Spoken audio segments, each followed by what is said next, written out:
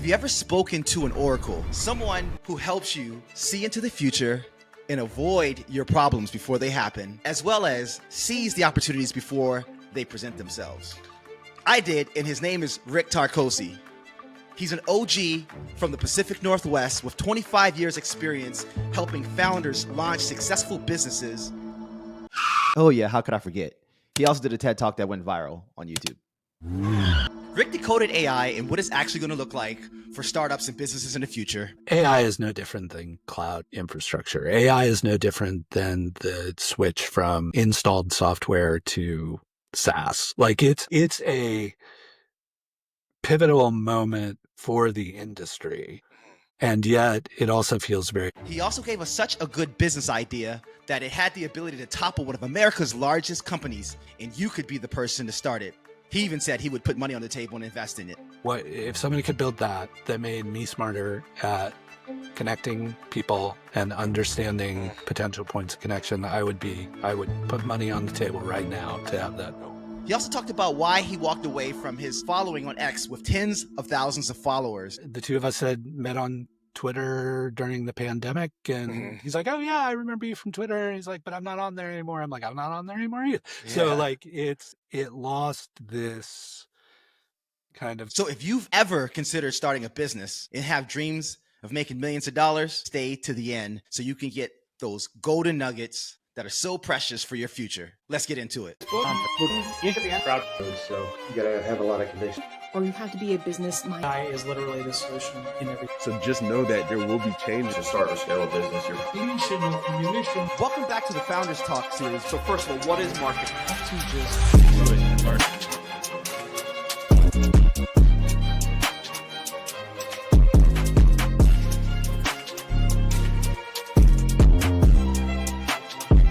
Welcome to Founders Talk, brought to you by the 5-Minute Startup. Today's guest is Rick Turoczy, a longtime champion of startups and the entrepreneurial ecosystem in the Pacific Northwest, specifically Portland, Oregon. He's a co-founder and general manager of PIE, Portland Incubator Experiment, a startup accelerator built in partnership with Whedon and Kennedy, and the voice behind Silicon Flores, one of the most influential tech blogs in the US. Rick has spent over 25 years helping early stage founders navigate the chaos of building, scaling, and storytelling. With the unique blend of marketing savvy, community building instincts, and a deep founder empathy, Rick brings powerful insights into what makes startup ecosystems thrive and how founders can tap into them and grow smarter, faster, and better. All right, so introducing segment 1, it's about the guest and their background. But before we get going in segment 1, I want to ask a question, Rick. Number 1, how are you doing today? I'm great. That Awesome. Setup was amazing. I don't know that I'll live up to the expectations that you've set, but we'll see. We'll see how it goes. I'm sure you will. I'm sure you will. We're so happy and excited to have you along. But before we get going and dive into your background, my question to you would be, what is the most important or impactful thing that you would like the audience to take away from today's conversation? Yeah, great question. I think, so often in our world of podcasting and startups and that kind of thing, everything remains so founder focused that it's not often easy for someone who isn't a founder to get something valuable out of these conversations. And what I'm hoping to bring to this is there are a variety of roles in the startup community that people serve and how they participate. And you don't have to be a founder. There are a bunch of different ways to get engaged with the community, to help startup founders, to help grow your startup ecosystem. So what I would say to folks listening right now is no matter what your role is in the startup ecosystem, even if you haven't entered the startup community yet, we're gonna reveal some ways that'll help you get involved with your startup community wherever it might be.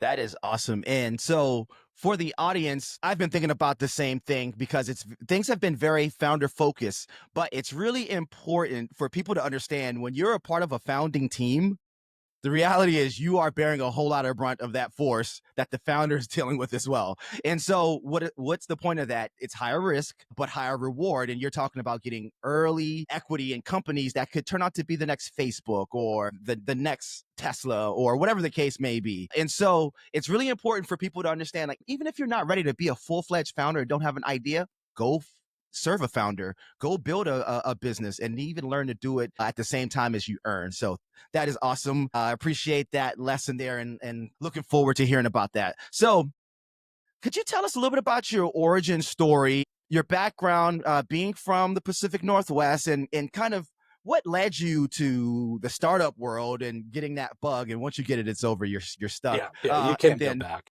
Exactly. And then cultivating this whole ecosystem for others. That is, to me, is just amazing. Yeah, well, thank you. Yeah, like my story is a series of happy accidents, really. Like I was an Army brat, grew up all over, wound up going to college in the Pacific Northwest, spent a lot of time, I'm in Portland, Oregon, spent a lot of time in Portland because I was a dumb jock and a lot of the teams we played against were here. So really kind of fell in love with the city and moved here a couple years after college, and I've been here ever since. It professionally, it was very much an accident. I just answered a want ad for a small agency that was looking for a copywriter, editor, and I had been an English major. So those were the kinds of jobs I was looking for. And it turns out this agency was doing a lot of work for early stage startups in the community. Now, this is the mid 90s. So when we say startup, that's like people shipping software on floppy disks and CDs and like faxing newsletters. So like it was like really, really early. Yeah. But wound up doing some work with this one particular startup, and they kind of got to this point where they're like, look, instead of us paying a premium for your time and only getting part of your focus, what if you just came to work for us? So leave the agency and come work for our startup. And so I took that opportunity to make that leap. And as you say, I've never looked back. It was such an amazing learning experience and such a way of stretching and testing my capabilities. That company was in digital healthcare. This was at a time when we were trying to convince doctors to move away from paper charts to using software to document patient encounters. And that's what the product did. And then we got all swept up in the .com days and all that kind of stuff. And so got to go through an IPO with that company, and then also got to go through the .com bust. So while I was in my lockup period for the IPO, the market fell apart. And so I was suddenly way underwater on all those options and equity that I had. Holy. That was the entire startup experience in like a 18-month to 2-year period. So trial by fire. Yeah. Talk about a rodeo from the first startup job. Wow. Yeah, exactly. And I stuck with it for some reason. But it was one of those where, when something kind of it either implodes or goes under or whatever, like, you've still made all these great connections with really interesting and compelling people. And so you wind up with opportunities to work at other startups because they're like, hey, remember what we did at the last one? Well, I'm trying to do it again at this one. So why don't you come over here? And so I spent the next 12 years doing that kind of work, largely working directly with the founding team. I was either an early stage employee or directly on that kind of strategic level with the founding team. Usually in marketing communications kind of roles. And after 12 years, thought I had learned, working with founders, I thought I'd learned enough to kind of build my own company. So I went out, tried a couple things, and one was reasonably successful. One was just a good learning experience. We basically did everything. We did everything by the book if the book was about how to do it incorrectly. Like we just, like, it was just like the things you read about, like, you need to talk to customers. We didn't talk to any customers. We thought we knew what we needed to do, and you shouldn't let scope creep and feature creep go. And we're like, let's build more stuff before we put it out. So anyway, we made a lot of mistakes there, but it was a good experience. And then at this point in time, I always have to give people a historical context because this is so long ago, right? Like I started last century in startups. So that makes it sound longer than it was. In tech, everything moves at light moves so speed, so fast. it feels it feels like it's like 100 dog years. years. Yeah, exactly. Exactly. So the place the world is at that point in time is cloud infrastructure is becoming a real thing, and open source is starting to be used. Open source software is starting to be used to build proprietary products. Like Facebook is a good example. It was built primarily on open source language, or WordPress is another good example of something that was taking open source and creating a proprietary revenue stream from it. And so that was starting to happen here in Portland. We had a huge open source community, very vibrant. And so that's where a lot of the startup activity was starting to kind of percolate. And I'd always been kind of a hobbyist developer. Like I'd done a lot of web design, I'd written code in the early days. And so I understood how developers' minds worked, but I wasn't talented enough to contribute to code. And so I was like, well, the best way to help this open source community and the startups coming out of this open source community is to open source my marketing communications or my ability to tell the stories about what's being built. And that was the beginning of Silicon Florist. That was 2007. I started that, and it's just been like a bad habit ever since, just like a hobby that I keep doing and try and tell people about what's happening in Portland. Because of that, wound up with the opportunity to collaborate with WK to build Pi. And Pi's been going about 15 years now. It's taken a variety of forms. I think at its very most basic, it's an ongoing experiment to figure out how more established organizations like corporations or government entities or educational institutions can effectively collaborate with the startup community for mutual benefit so that they're both getting something out of it. So with WK, the original premise was, if people aren't familiar with WK, they're the largest independent creative agency in the world. They're the people who came up with Nike Just Do It, the Old Spice guy, the Coca-Cola Polar Bears, like all those kind of things. They're very big brand advertising.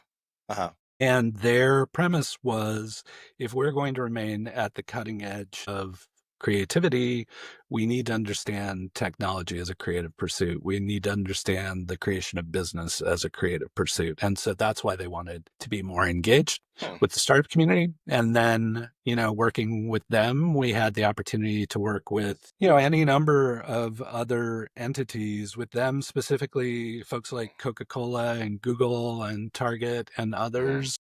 Participated in the program, and we just kind of found a format that enabled startups to get what they needed and corporations to get the kind of insights that they needed. And so it very much became a startup accelerator program. So 3 months, cohort of companies, all sharing space, working together, getting mentorship, engaging with some of these companies. And then we just kind of continued to work through the experiment and keep trying different things. So Daimler has a significant corporate presence here. We helped them build an internal accelerator program where they'd give employees basically a sabbatical to work on startup ideas for 3 months in a cohort-based kind of way. Or we worked with Autodesk to help them figure out an accelerator program for physical manufactured technology as opposed to software technology. Yeah. And then our latest one, which is probably about 5 or 6 years old at this point now, is focused completely on traditional consumer products. So food and beverage, apparel. My co-founder in that project always likes to say that Oregon is the Silicon Valley or Bay Area of consumer products. If people aren't familiar with the region, it's like Nike's here, Adidas is here, Columbia's here. That's true. We've got Stumptown, Dutch Bros down south. Like we've got all these crazy Tillamook. I've never thought about that that before. That's very true. Yeah. I mean, he's got these little catchphrases he's come up with that I just borrow from time to time. But he's like, what other college stadiums do you know that are named after a company that makes potato salad and salsa? Like, Yeah. Oregon State is Research Stadium, and that's what research right. does. So like That's right. most of Yeah. them are like banks or insurance or healthcare, and we've Uh-huh. got a potato salad company. So Yeah. that's the kind of vibe that we're trying to embrace there, and Yeah. where I think that also draws out an important point based on where we started this conversation is rather than trying to recreate something like a Silicon Valley or somewhere else, I always encourage people to lean into the strengths of their existing community. And it took me a long, long time to realize that we have so much potential from a consumer products perspective that was not being used to benefit either the founders or the larger companies. So it wasn't until we unlocked that special aspect of our community that we were really able to make some significant impact with CPG. Huh. You see, that's like a meta level principle there where you're thinking about, people usually think lean into your own talents, but you took that and 10x it and said lean into the talents of your entire community. Right. And so I wanted to stop and pause and reflect on it. I think that's a really high level concept here for us to ingest. Now, a few things, there's a lot to unpack here. A few things about yourself. 30 years, dude. There's a lot of time. Right. Yeah, for sure. There's a lot. And so starting at the top, another thing that it's, as you mentioned, this isn't just about communicating to founders. The reality is a large percentage of founders worked in other startups before they became founders. And that's a lot of ways that they learned how to do startup things. And so you started out as an English major and you were focusing on copywriting specifically. And so for a lot of people, they assume that if you want to get into tech, if you want to do a tech startup, you need to have a technical background. You went for a bachelor's of arts, I'm assuming, in English. And so you were able to take that skill and apply that to the different things that startups need, i.e. marketing and money. Yep. So, and that's essentially what copywriting is. Now, did you have any formal training in school about copywriting? Like, did they actually teach, like I went to school for engineering in aviation, so I could just be ignorant to this, but did they teach like Dan Kennedy type principles like in actual school? Or was that kind of an at odds kind of conversation back then, academia versus like the practical guys out there actually making money? Not back then. I've seen more of that in kind of modern day education, but back then it was a very classical kind of like, you're going to learn all the liberal arts and all these kind of things. And it was more, it almost seemed like more of, well, I feel like it was really good preparation. And I feel like specifically the kind of liberal arts way of approaching things really worked for my mind because, you could work on a bunch of different things simultaneously. Right. It very much felt like it wasn't preparing you necessarily for the corporate or business world, for better or worse. Right. I think it was really good preparation. At that time, it was really good preparation for people who maybe wanted to continue on, get their master's or their doctorate and focus on a subject matter area. So all of my training was classical literature and poetry and those kind of things. And then because it was liberal arts, I did a lot of like philosophy studies and history studies and that kind of stuff too. Right. And then the philosophy aspect of things. See, these are things that we don't really think about. But if you even look at someone like Peter Thiel, who's basically like the most successful investor in history in tech, right? He majored in philosophy. Everybody thinks he majored in a technical major, but because he's like a math whiz, evidently. But he's actually he was a soft science major, basically in philosophy. And what that did for him is he's able to see future trends and give it these different frameworks on where the world can go. And that's his claim to fame at this point, right? So it's really important to lean into your community strengths, as you said, and then to your own strengths, because I think a lot of people don't really, not a lot, I don't think, I know that the majority of people don't fully understand how to leverage the skill sets that they already have. And that's including myself. Every day I learn more about how to leverage my own skills. So that's a really interesting thing. Can you talk about kind of like that phase, using like going from just kind of having that education background and then applying that and how that ended up bringing value to those companies, just to be a little bit more practical for people who are going to basically emulate that and their next step? Yeah. So for people who, and I even think people who are first time founders don't quite realize this. So like, I'm hoping this description is helpful for everybody, but like when you decide to start a company, you move from getting to focus on that thing you were passionate about that motivated you to start that company to needing to juggle everything. And so like you're like emotionally, most founders are driven to like, I need to get other people to do this stuff I don't want to be doing so I can focus on the things I do want to be doing. And that's all skill sets. I mean, you're a finance major, you're needed. You're an English major, you're needed. You're an art major, your design skills are needed. Like it's Right. the whole spectrum of skills are needed to make a successful company.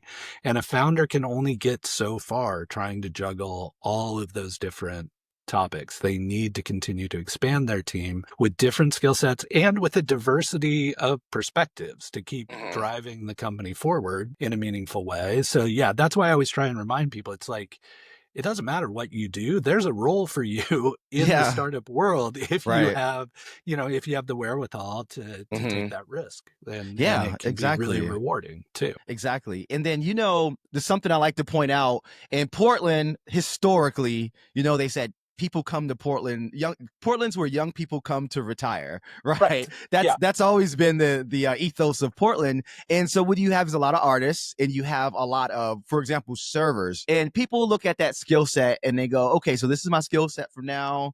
Either I'm going to ride this out or I'll go and professionalize like people tend to want to do. And I think about even like my wifey, her background, she was a server for years, and to where she was like a pretty, even though she's really shy, but she was a well-known kind of famous server to where even overseas we've been pulled aside by people who she served in a restaurant That's in awesome. Portland. In Costa Rica that happened. And today she's a lead consultant, and she actually says, even though she's a technical person, she's the lead, so she delegates everything technical. And her skill now is the exact same skill of being a server or a host in a restaurant, but digitally. And so that's something I think for a lot of Portland people, I think that's a really good lesson to understand that you don't have to be a computer science major. As a matter of fact, nowadays, it's arguably not the smartest way to go if you want to be a founder.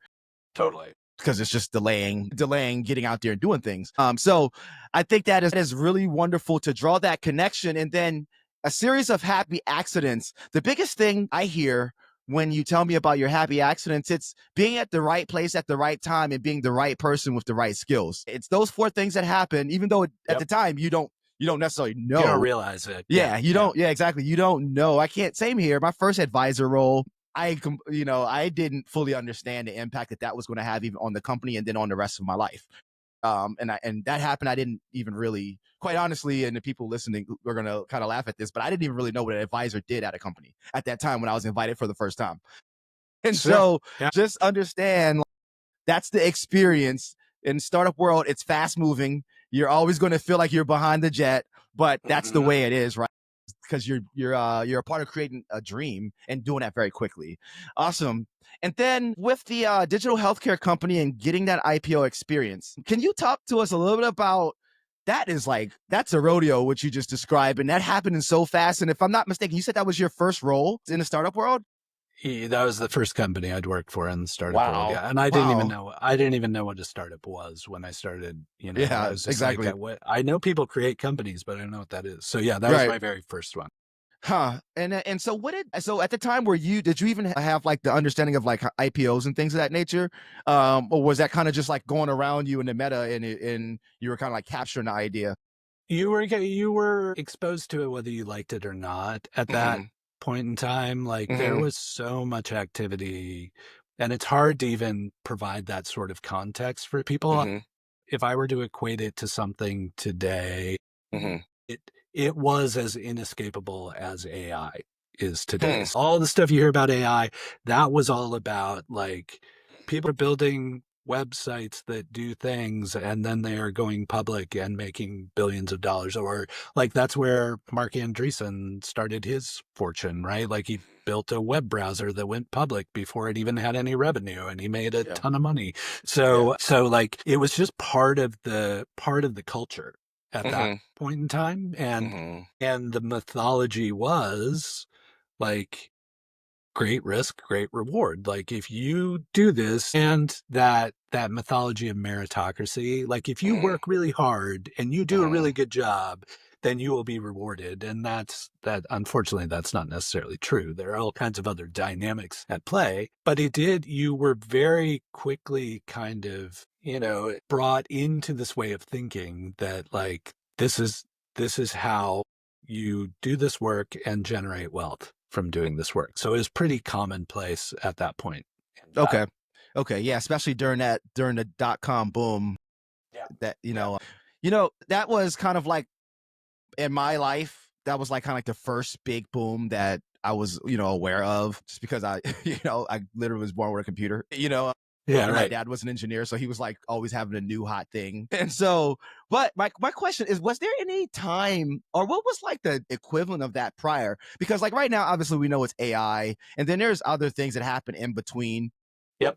But this is probably like the equivalent of AI, and then the .com boom, which it spawned because of the internet, right? What was there any type of catalytic moment like that you can think of that you would compare? No, I mean, like preceding that, like before I got into the industry, it was more things like,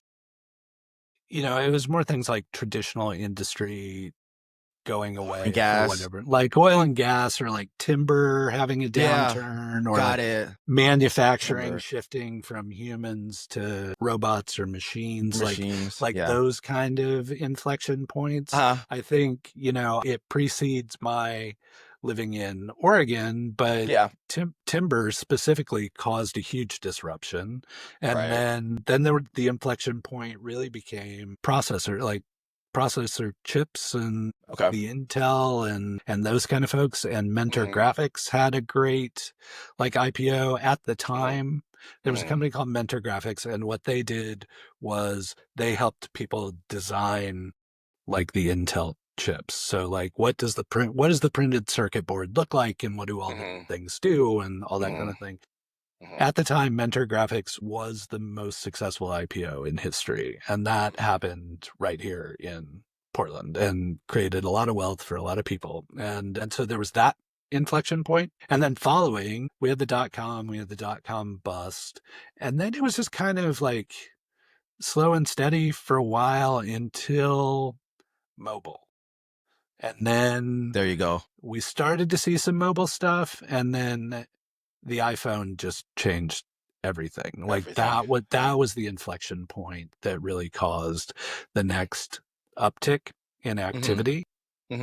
One thing I always encourage people to kind of keep an eye on in the industry, because it doesn't matter where you work, you will be exposed to this somehow, is whenever you see your company identify something that requires a new strategy, that's likely something to be paying attention to. So in my career, it was moving from, my career was even software and computers. Like, we need a computer strategy, we need a software strategy. And then it became, we need a web strategy. And then eventually it just gets sucked in. Like, you don't have a web strategy anymore. The web is just, people are expected to use it and know how to use it. So it's just part of bigger strategy. But then following the web, you had mobile strategy.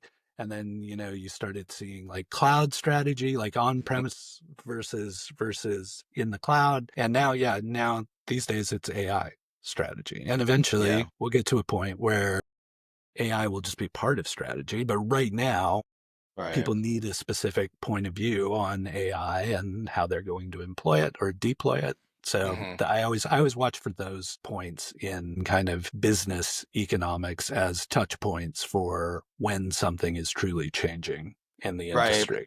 Right. And isn't it interesting that there was almost kind of a fake pump when it came to VR and AR, or I say fake pump fake, where everybody just knew that was the next thing, and then AI just boom, blast past it. Well, and during the pandemic, the whole Web3 with like blockchain and NFT, like that almost looked like it was something. There was a point in time where I could not figure out what it was. I didn't have enough vision to understand that AI was where it was going to go. Yeah. And it was really like there was AI, there was blockchain, there was VR, AR, there was autonomous, there was robotics, and you couldn't really tell what the next big thing was going to be. But I mean, the iPhone moment is the iPhone moment for this generation is the OpenAI moment. Like the second OpenAI released product that anybody could muck around with, and it was super easy, and the interface felt just like Google, like that suddenly, that was the inflection point for this generation of startups. Right. And now this predates my time being in Portland specifically. I was a military brat as well.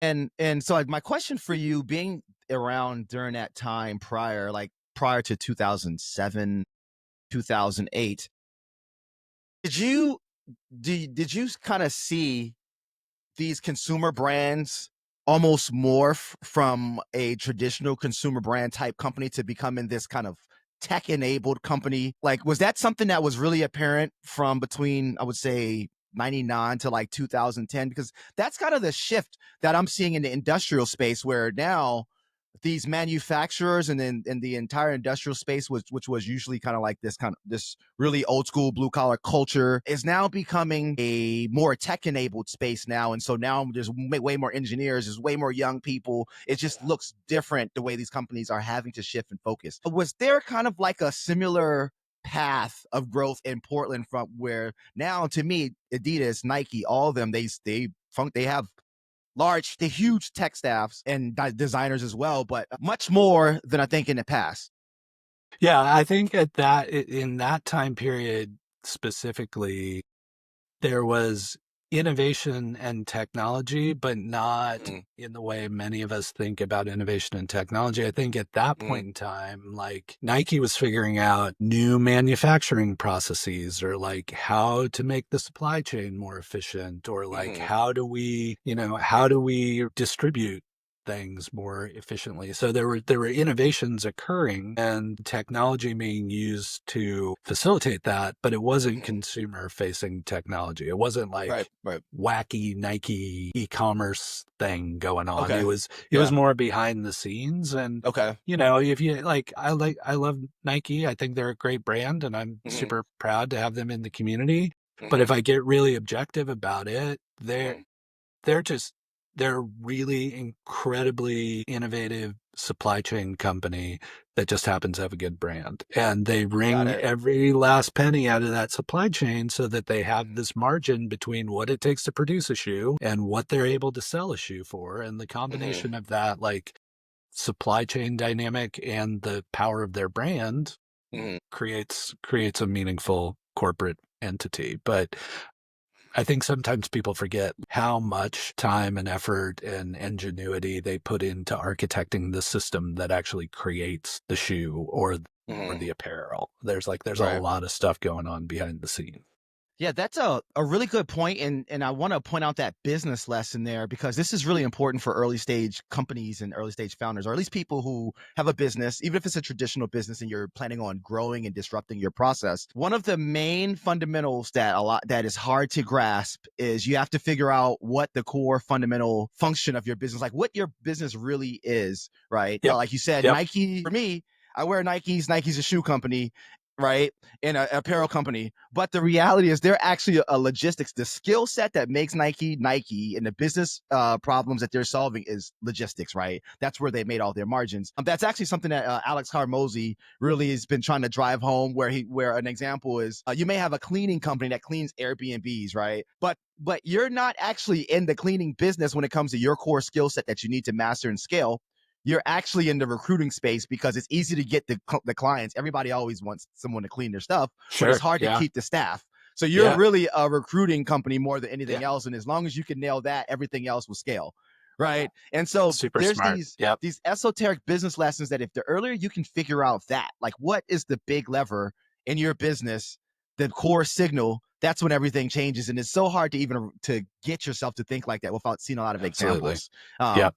Really good lesson. Then, so When it comes to the consumer brands in Portland and just kind of being a part of building all of these startups up and really supporting people, you talked about like leaning into what the community has, right? And really focusing in on that. Can we talk a little bit more about that? Like Portland, like I was mentioning, kind of in jest a little bit about how we young people come to retire, but Yeah. then you have this massive group of artsy people, designers, and things, and I'm sure these companies came here and took advantage of that. What would you say if we wanted to break that down into practical terms? What would you say are the major benefits of, like, for example, Portland, that we can define in a way that people can transpose that lesson to, like, being in Lisbon, Portugal, for example, which is starting to have a lot of incubators as well? Yeah, that's a great question. Yeah, I think, I think at the very basis of all of it, like, I believe that like communities, regions kind of have this underlying culture that continues to kind of drive the behavior of the community. And one of the analogies we always like to use is US, there was the Oregon Trail, and to get people from the East Coast to the West Coast, and there's a fork in the road in the Oregon Trail. And if you want to get rich quick, you take the southern fork, because that was going to the gold rush and the Bay Area and where everybody was making a lot of money real fast.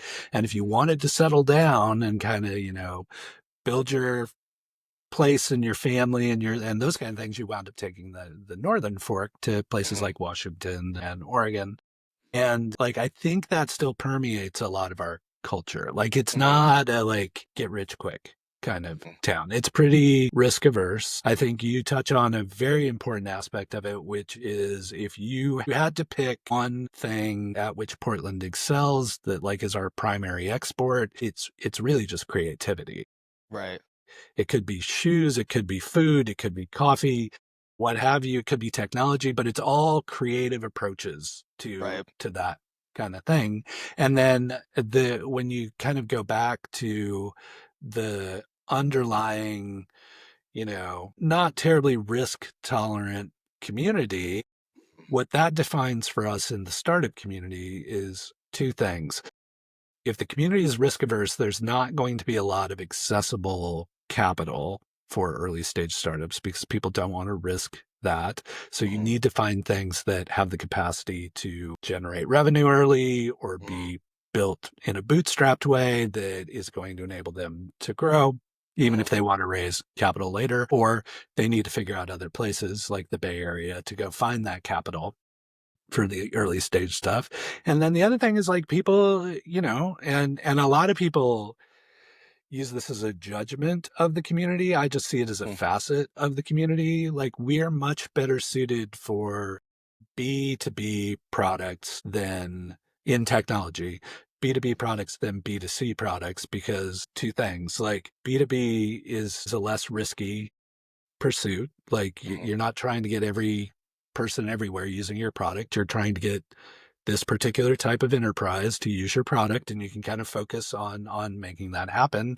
And to your earlier point, like a lot of the creative consumer facing talent winds up gravitating towards consumer products rather than technology. So while we have a ton of talent in that regard, it's very rare for that talent to be attracted to technology pursuit. So those are just some of the things we look at where we're like, very good town for B2B plays, engineers building tools for other engineers. It's just like kind of what we excel at. And we just started, figured we should lean into that rather than trying to force something that was never going to work.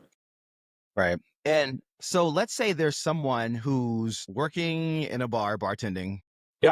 At 10 Barrel over in the Pearl. Let's say that this young lady, she has an idea, but she's not quite ready to be a tech founder, and she's just not even really ready to pursue it, but she wants to get involved in the tech space in Portland. What would you say someone like that, what would your advice be to someone like that to just get involved and just be in the orbit of people who are doing this? Yeah, great question. Yeah, I think, and the nice thing is this applies globally. This is Mhm. not a particular to Portland answer.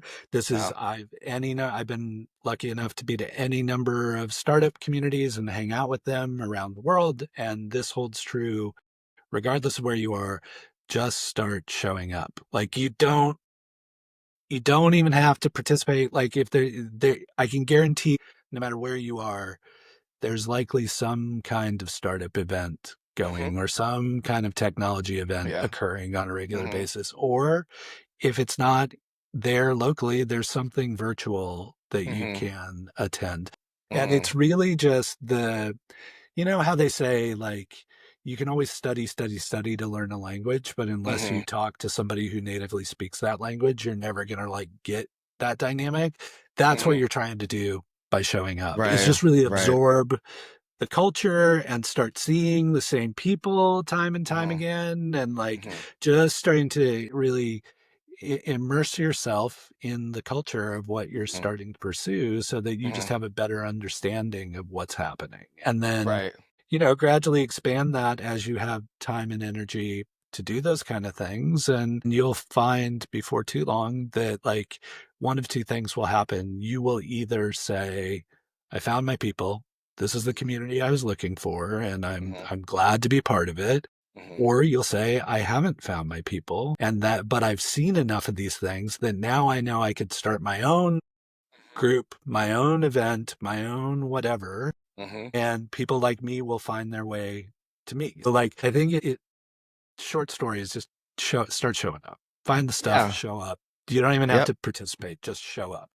Right. Find your tribe, and then you have the other option of building your tribe essentially, Right. right? Because Right. and the good thing about like the internet, for example, and part of the reason I'm doing this podcast is you increase that surface area. Even if you're someone who doesn't even understand tech or doesn't know up from down yet, just increase the surface area for that opportunity to come to you by showing up, by interfacing. And then another thing I would say, and you can give me feedback on this, start listening and trying to figure out what everyone needs, right? Yeah. and Yeah. and usually there's something that you can do to satisfy that. Even if it's not your skill set, Hmm. you may be able to go out and find the person who they need or the thing that they need and bring that to them. And then now look, that person is now viewing you as a peer or at least someone valuable. And us as humans, we just really believe in reciprocity. Like we always say, we're like in negotiations, it's kind of a tactic to say at this moment this is fair, right?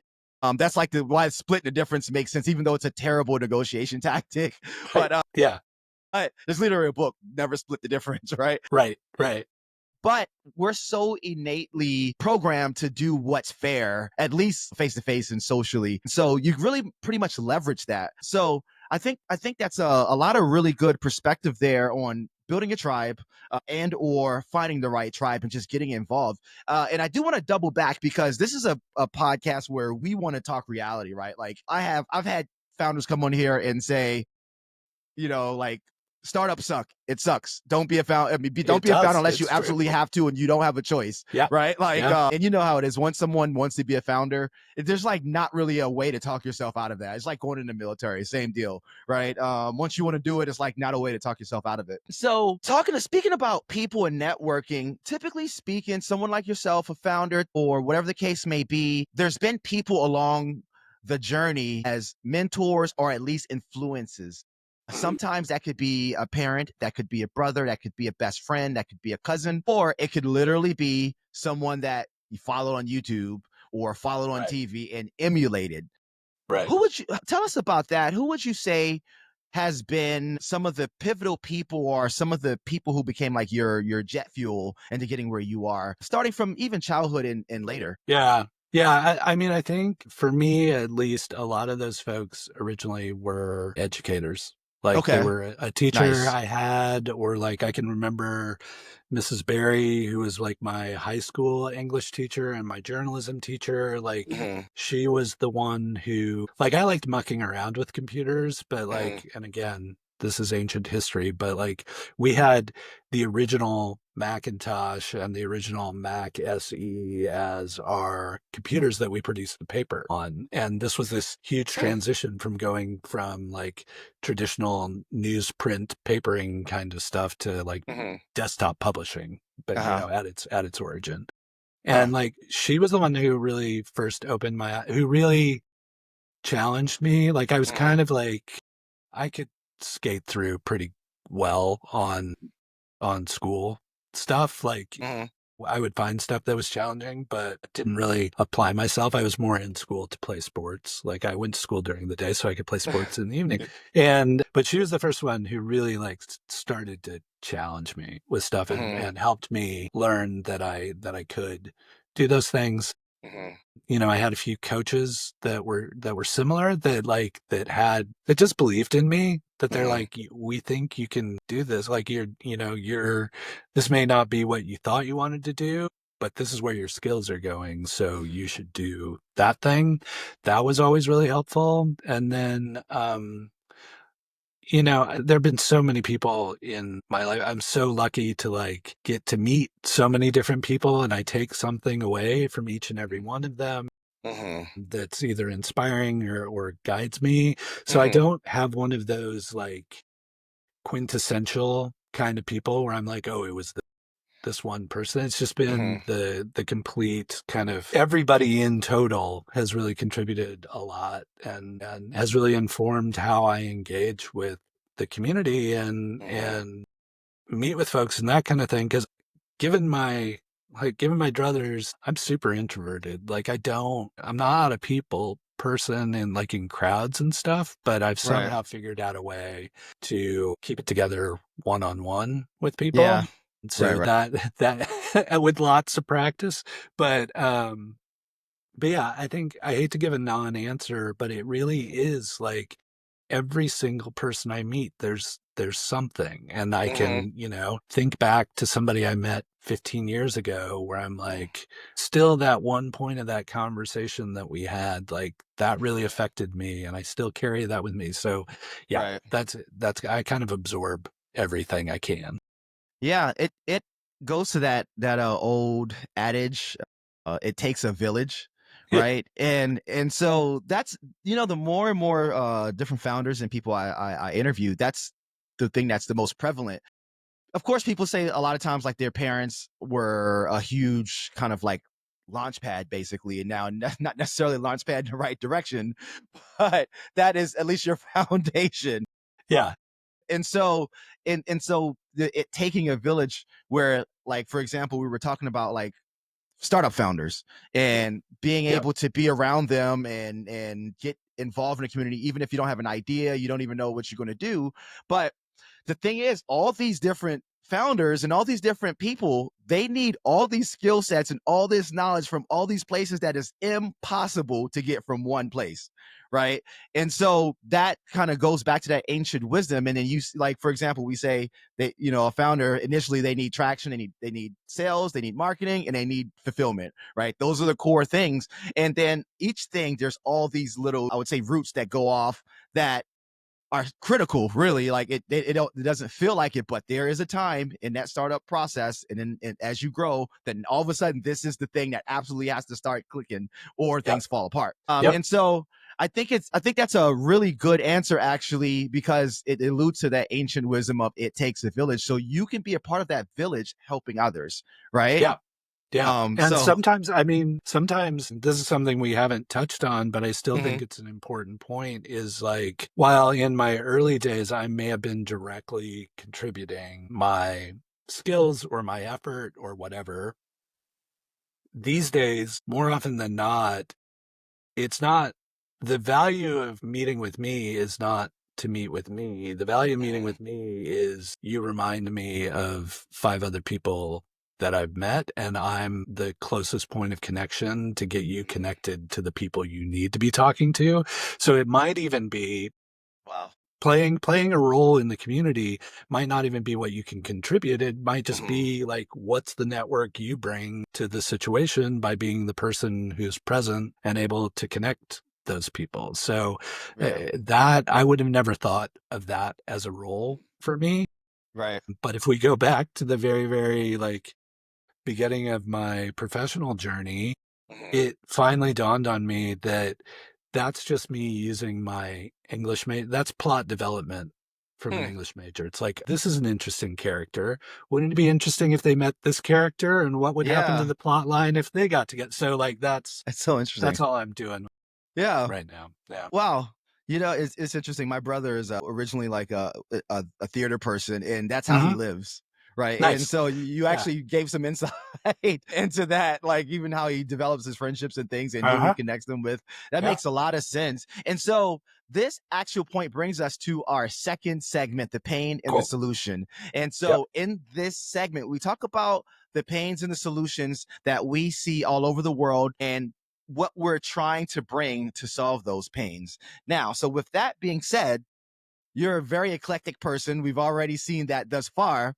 But what would you say would be your top 1 to 3 interests with respects to startups, business, and the things that get your attention, the things that you really want to focus on? And if it's just one, that's by all means, because right now, if you just focus on AI, for example, that's a blue ocean in many ways. But there's also, like we said, sales, marketing, and product. So there may be 3 things, just like how I just kind of rattled those off. What would be on your mind at this point when it comes to? I mean, for me, at being a former, having worked closely with founders, being a former founder or somebody who tried to start things and having had the opportunity to work with hundreds of founders since that point in time. Like, so many of the things that are important to me have very little to do with the business itself or the technologies or the pursuits or the markets, and more the people, the founders who are building the companies.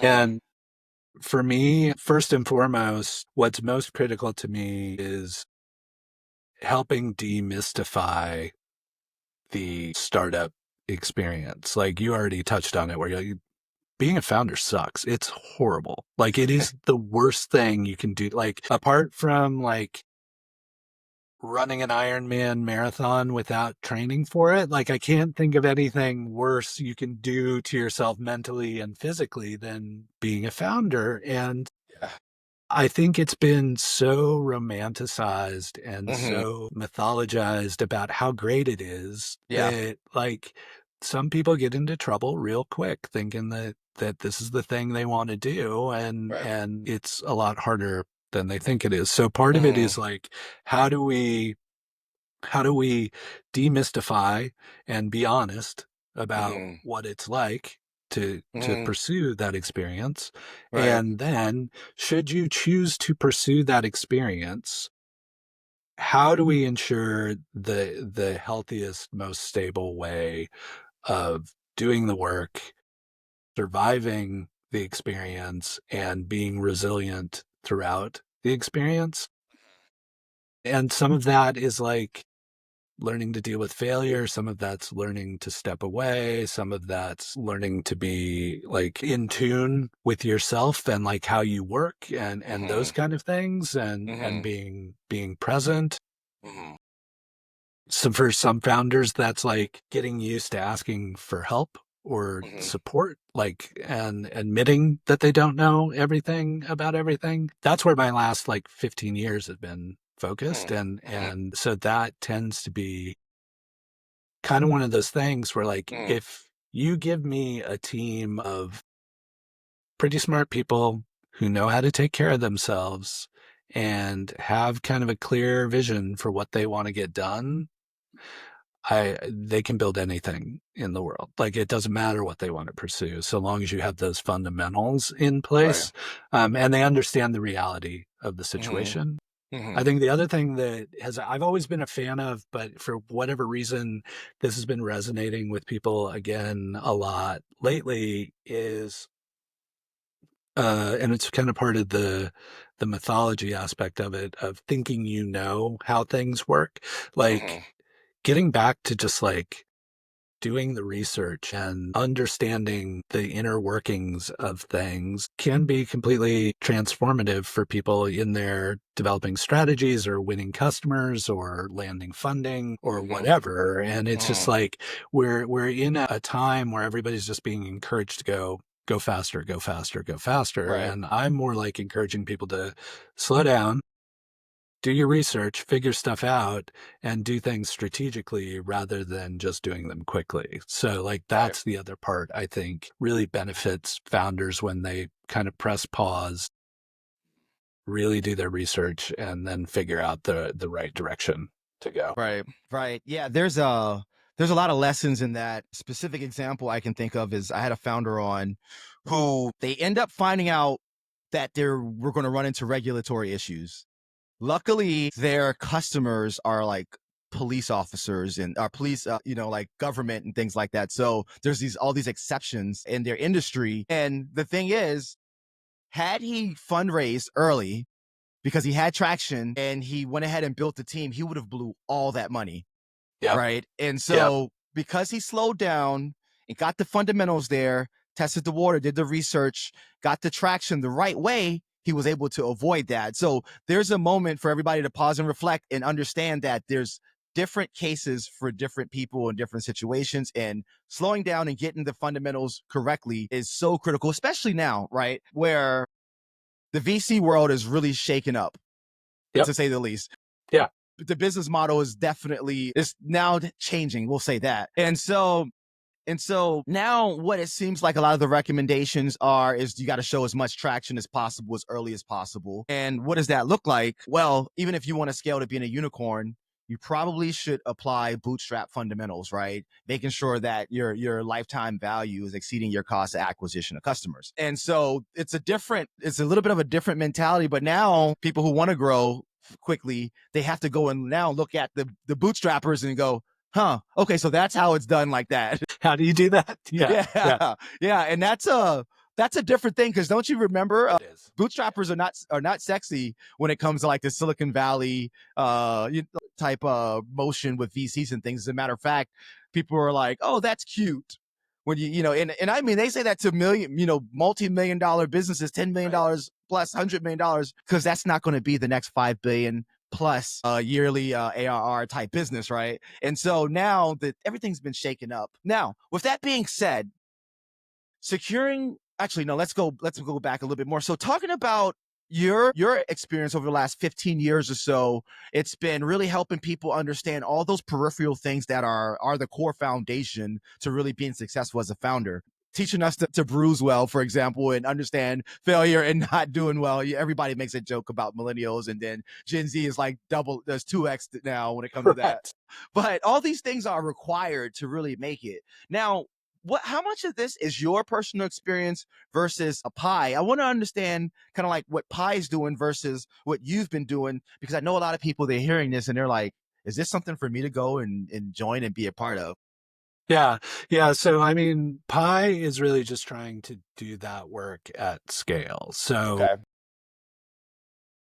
taking some of my personal experience, but the broader community experience, the broader understanding of the dynamics of Portland and how things work here, if you're trying to build a business here, the connectivity to other regions, like we have founders here who've raised money all over. And if they think you're working on something that would be interesting to one of their investors in the Bay Area or Seattle, they're going to be your best point of connection to that kind of stuff. So yeah, it's really, so the model for Pi, when we started it as a startup accelerator, there were really only 3 prevailing models to kind of base it off of. One was Y Combinator, which at the time, people might not even realize this, but Y Combinator started in Boston, and they started to oscillate between Boston and the Bay Area with their batches. And then they recognized, they're like, no, the Bay Area is where stuff's happening. So they left Boston. And so they at this point in time, as we start doing our research, YC is fully in the Bay Area and has maybe run a batch or 2 down there. Techstars is Boulder. They had replaced YC in Boston. When YC left Boston, Techstars said, oh, we're going to stand up a Boston accelerator. And so they moved in behind that absence of YC.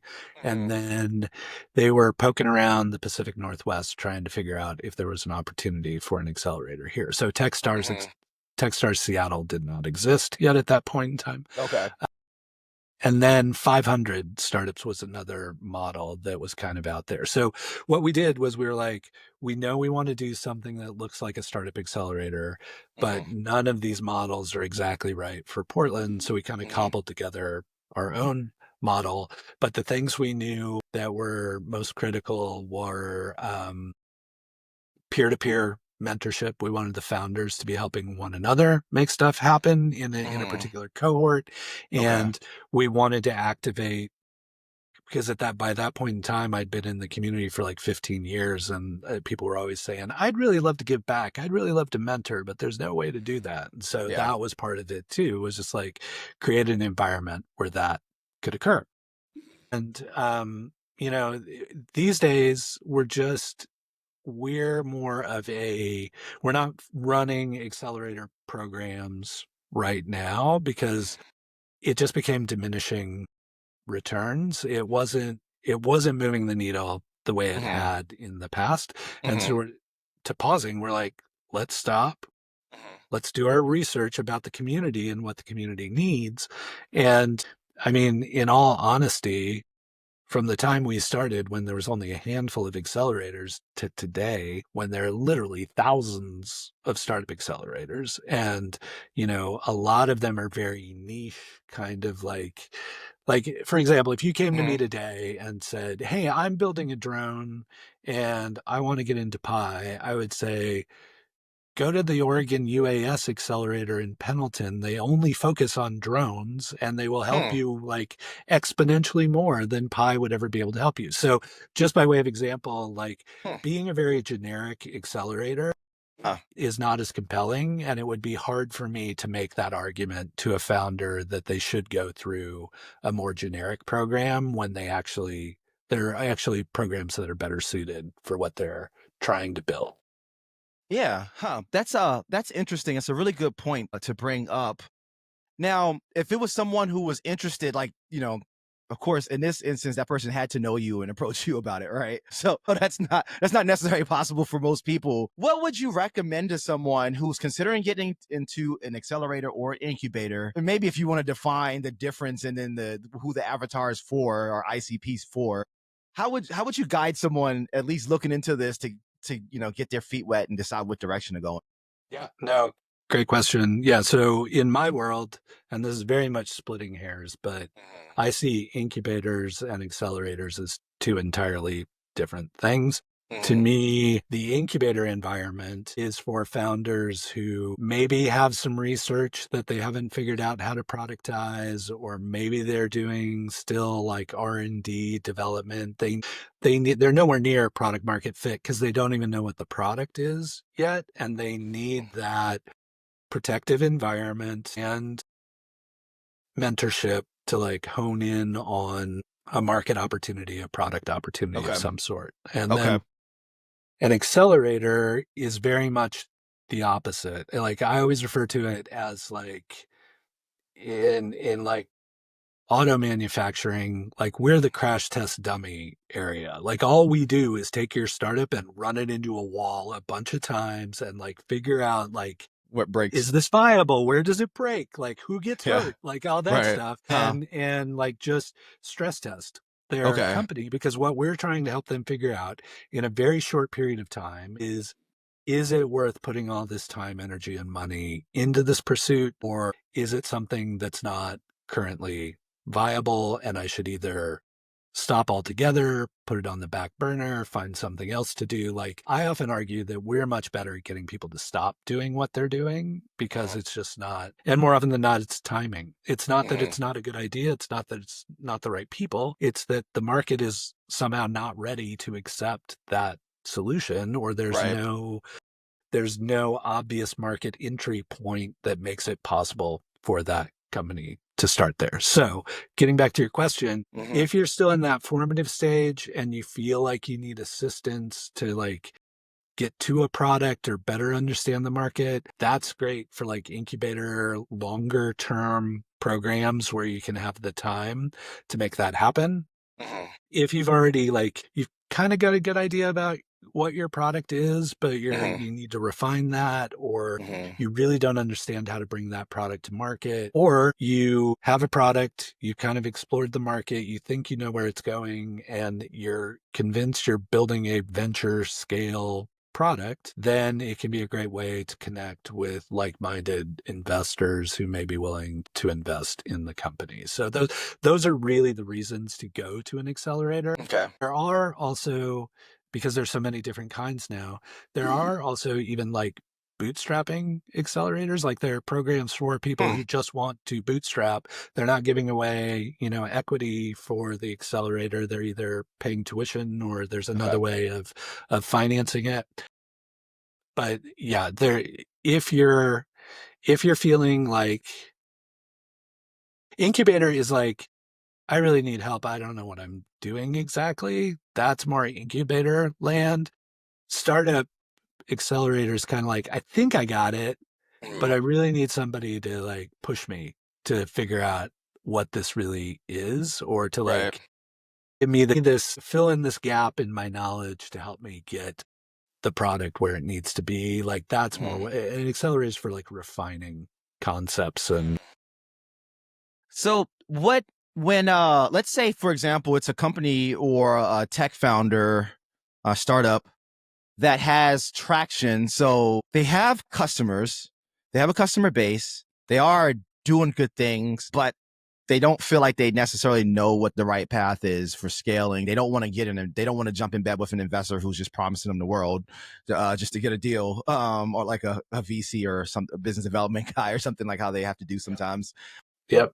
How does that work? What does the recommendation go if somebody who does have traction, but they don't necessarily feel like they're ready to scale and they feel like they have a lot of kinks to work out? I mean, that sounds like the incubator phase. I'm sorry, the accelerator phase, Accelerator. Yeah, but not that's accelerator. necessarily. Okay. Or it could be, there's also, it's a newer model, but Mhm. it's kind of based on the idea that, so where I think the accelerator model is flawed is a lot of the work we were doing was try and teach the founder every single thing about running a business, and like everything from here's how you do your taxes to like, here's how you build a product, to here's how you market a product. And like, functionally, that's difficult for a single human to do. And so this new Right. model called the Venture Studio Right. takes a similar concept to the accelerator, but it provides wraparound services. So like Okay. if all of our startups need legal assistance and accounting and marketing, then Mhm. why don't we as an organization take care of that part? Like we'll provide all those services. You just focus on building the product and getting it to market and those kind of things. Okay. So the studio model could potentially be a good one for those Mhm. kind of folks. Okay. Or there are VCs who have also stood up kind of quasi studio accelerator models. So if you align with a particular thesis of a particular fund, there may be also opportunities with where it's not like pitching them for capital, it's like pitching them for help. It's like, we think we're close, we're Mhm. on thesis, like you've got the Hmm. services and the insights we need. Can Right. we join that program? Right. Okay. And with the studios, people typically would have traction. They typically would have a product at that time. But looking at the suite of different options from studio, incubator, accelerator to incubator, working Yeah. backwards, Yeah. what are some misconceptions that you would say you think should be cleared up? Because obviously this is it's esoteric for the It average is. person. It really is. Yeah. And Yeah. so I'd like to Agreed. clarify that here on the 5 Minute Startup. No, I really appreciate you asking that question, because it's confusing, and so many of us in the industry are like, oh, that's obvious, but it's not Mhm. obvious. It's just we're Right. so close to it that we Right. don't do a good job of explaining it. I think the biggest misconceptions about accelerator programs are that it's a direct line to all the funding you'll need to build your. If I go through this accelerator and stand up on stage on demo day, and Mhm. I'm just, the checks are just going to roll in and I'm going to be good to go, and nothing can Right. be further from the truth. I think there's the misconception that, how do I say this? Like I believe accelerators and mentorship are extremely helpful. Like, I fully believe in the value of that, but I think that is sometimes misunderstood as accelerators or mentors doing work to help your startup. And Yeah. it couldn't be further from like accelerators and mentors are just providing opinions that you have to Right. do something with. And they're not Right. going to tell you how to do something. You still have to make that decision. They're just going to be like, well, if I were in your shoes, I might try this. And then you're going to talk to the next mentor and they're going to tell you exactly the opposite. And then Right. another mentor is going to tell you a third thing that neither of those two mentors mentioned. And so Right. like you're still stuck in this trying to figure things out kind of mode. Mm-hmm. And then I do more regularly in more recent startups, but because of that confusion, a lot of people are like, well, what work are you going to do for me? And we're like, we're not going to do any work for you. Like, well, that's not what we're here for. Like, if you need somebody to do work, you pay them or you give them equity in your company to do that work. But that's not what we do. Like, we can introduce you to people who might be able to do work, but like, that's not what the accelerator is designed to do. Yeah, got it. And I think one of the things that would seem to be required in this phase for founders is to really have that perspective kind of analysis, right? Where like one of the founders that came on, he said, in my opinion, when you talk to these different, whether it be investors or people who came before you, it's their way of telling you how they won the lottery. Right, exactly. And it sounds super discouraging to people, but the reality is it's because the missing link there in that conversation is you have to do perspective analysis, right? Yes. So this guy is in this field, this was his role, this was his skill set, this was his strength, this is his weakness, and this is why he's saying that. This person's saying this, and then it's almost like doing some Venn diagram and saying, okay, where do I sit in my business, in my situation there? And I think that's a hard thing to do, to be honest with you.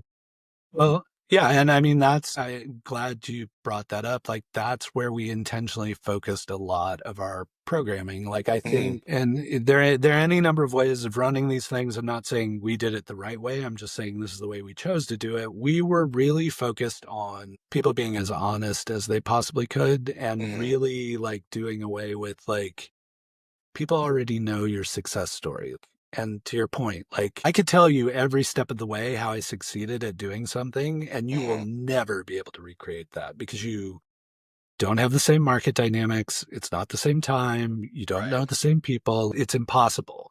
Right. But if I come up and say, hey, I really screwed this up this one time, and I wish I'd thought of other ways to approach it, or like, this was something we tried and it didn't work for us, but it might work for you. Like that level of mentorship, because and it's not the embracing failure porn kind of stuff, because like the people telling those failure stories are actually telling stories of resilience. Like the reason they're on stage is because they become famous for something else after they failed. So like their stories don't really make sense. So yeah, just being brutally honest with folks about mistakes that were made or things they kind of always second guess themselves on. And then the other thing we do is like, I don't, in the old days when I was a lot more like gruff about it, I would call them bad actors, but they're not, that's not really the right description.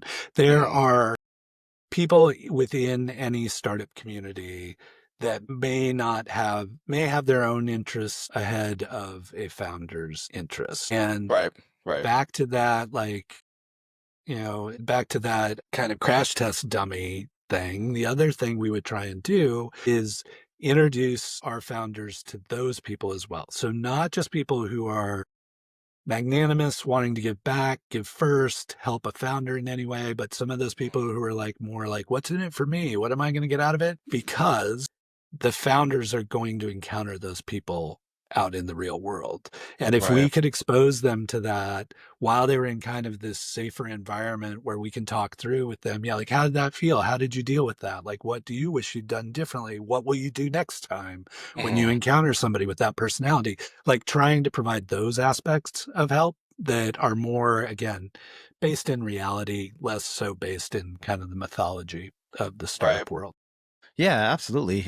Really good point there. And when when it comes to kind of challenges that you more or less consistently see, or significant challenges that are common when it comes to founders, do you have like a couple things that pop into mind? Like, this is kind of like one of these first major hurdles that are like the invisible barriers that people are not really aware of until they get there in that position.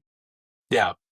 Yeah, the primary one is, and it can be phrased a couple ways, but like the way I always phrase it is founders are far too precious with their product idea. Like they often cling to like, Yeah. I built this thing to do this thing. Mhm. And they have hundreds of potential customers who are like, I want to do this other thing with this thing you built. Right. And the founder's like, no, that's not what it's for. Don't do it with that thing. And they're like, I will pay you to let me do that thing with your product. Right. And they're like, no. And so like, I built it because I want this thing to do this thing. And like, Right. I think the sooner you can understand that for a business to survive, it needs to have customers who are willing to pay for what you have built. You sometimes have to let go of what your original concept was and really allow the customers to kind of drive where your company's going and what the product is doing. And then the other part that is usually a pretty revealing question for us as we're working with founders is it's along the same lines, is like, do you want this product to exist, or do you want to build a business? Because those are two different things. Wow. And so the question comes down to, if we had to kill this product that's your darling product that convinced you to start this company in order for the business to survive and succeed, would you be willing to do that? And if a founder goes, no, I want that product to exist, we're like, great, that's a hobby. Go keep working on that and don't try and make it into a business. Just build your thing. Go do your thing. It doesn't have to be a business. Not everything has to be a business. But if what you truly want to do is build a business, you are going to have to make some very hard decisions based on the dynamics of the market in order for that business to survive. So you need to kind of let go of that thing that inspired you to start the journey in the first place. Right. And I think that's a really hard thing to wrap your head around as an early career entrepreneur, founder, startup person. But you have to remind yourself that even, we're on YouTube. YouTube, if I'm not mistaken, started as a video dating site. That was their original idea. Yep. And so they pivoted, I think, 2 or 3 times before they got to the model now that that ultimately became something worthwhile for Google to even buy, right? My favorite pivot of theirs was there at one point in time, they wanted to be like online MTV. Like they wanted to have every music video ever available to and now they do, but they kind of got there like the backwards way. Yeah. Wow. Yeah, super. Yeah, that's a really interesting point, right? And so, as a founder, think about that, where you have this idea, like, I want this specific product. And then you talked about earlier, which you learned in the, having this accelerator or incubator experiment, you got to go with the market, and there's timing aspects to it. So let's say the founders of YouTube, they were just, I want to have this MTV thing, right? That it ultimately became either way. Right. They wouldn't have had the on-ramp to get there, and they would have missed and blew the entire opportunity, right? Exactly. So that is such a really good lesson, and because that's the next level lesson there to pull out of this. And so that's really good. Yeah. It's not no, you can never do this. It's, you can't do this right now. Like, maybe later, but like right now you have to focus on this thing. So it's more a not now rather than a don't do that. So because to our conversation, it's like YouTube did eventually become the home of every music video ever, and behaves as the MTV I was fond of that actually showed music videos. It behaves very much that way today, but it couldn't have gotten there directly. Yeah, absolutely. And now, talking about kind of like your background and going into the incubator space and the startup space, what would you say?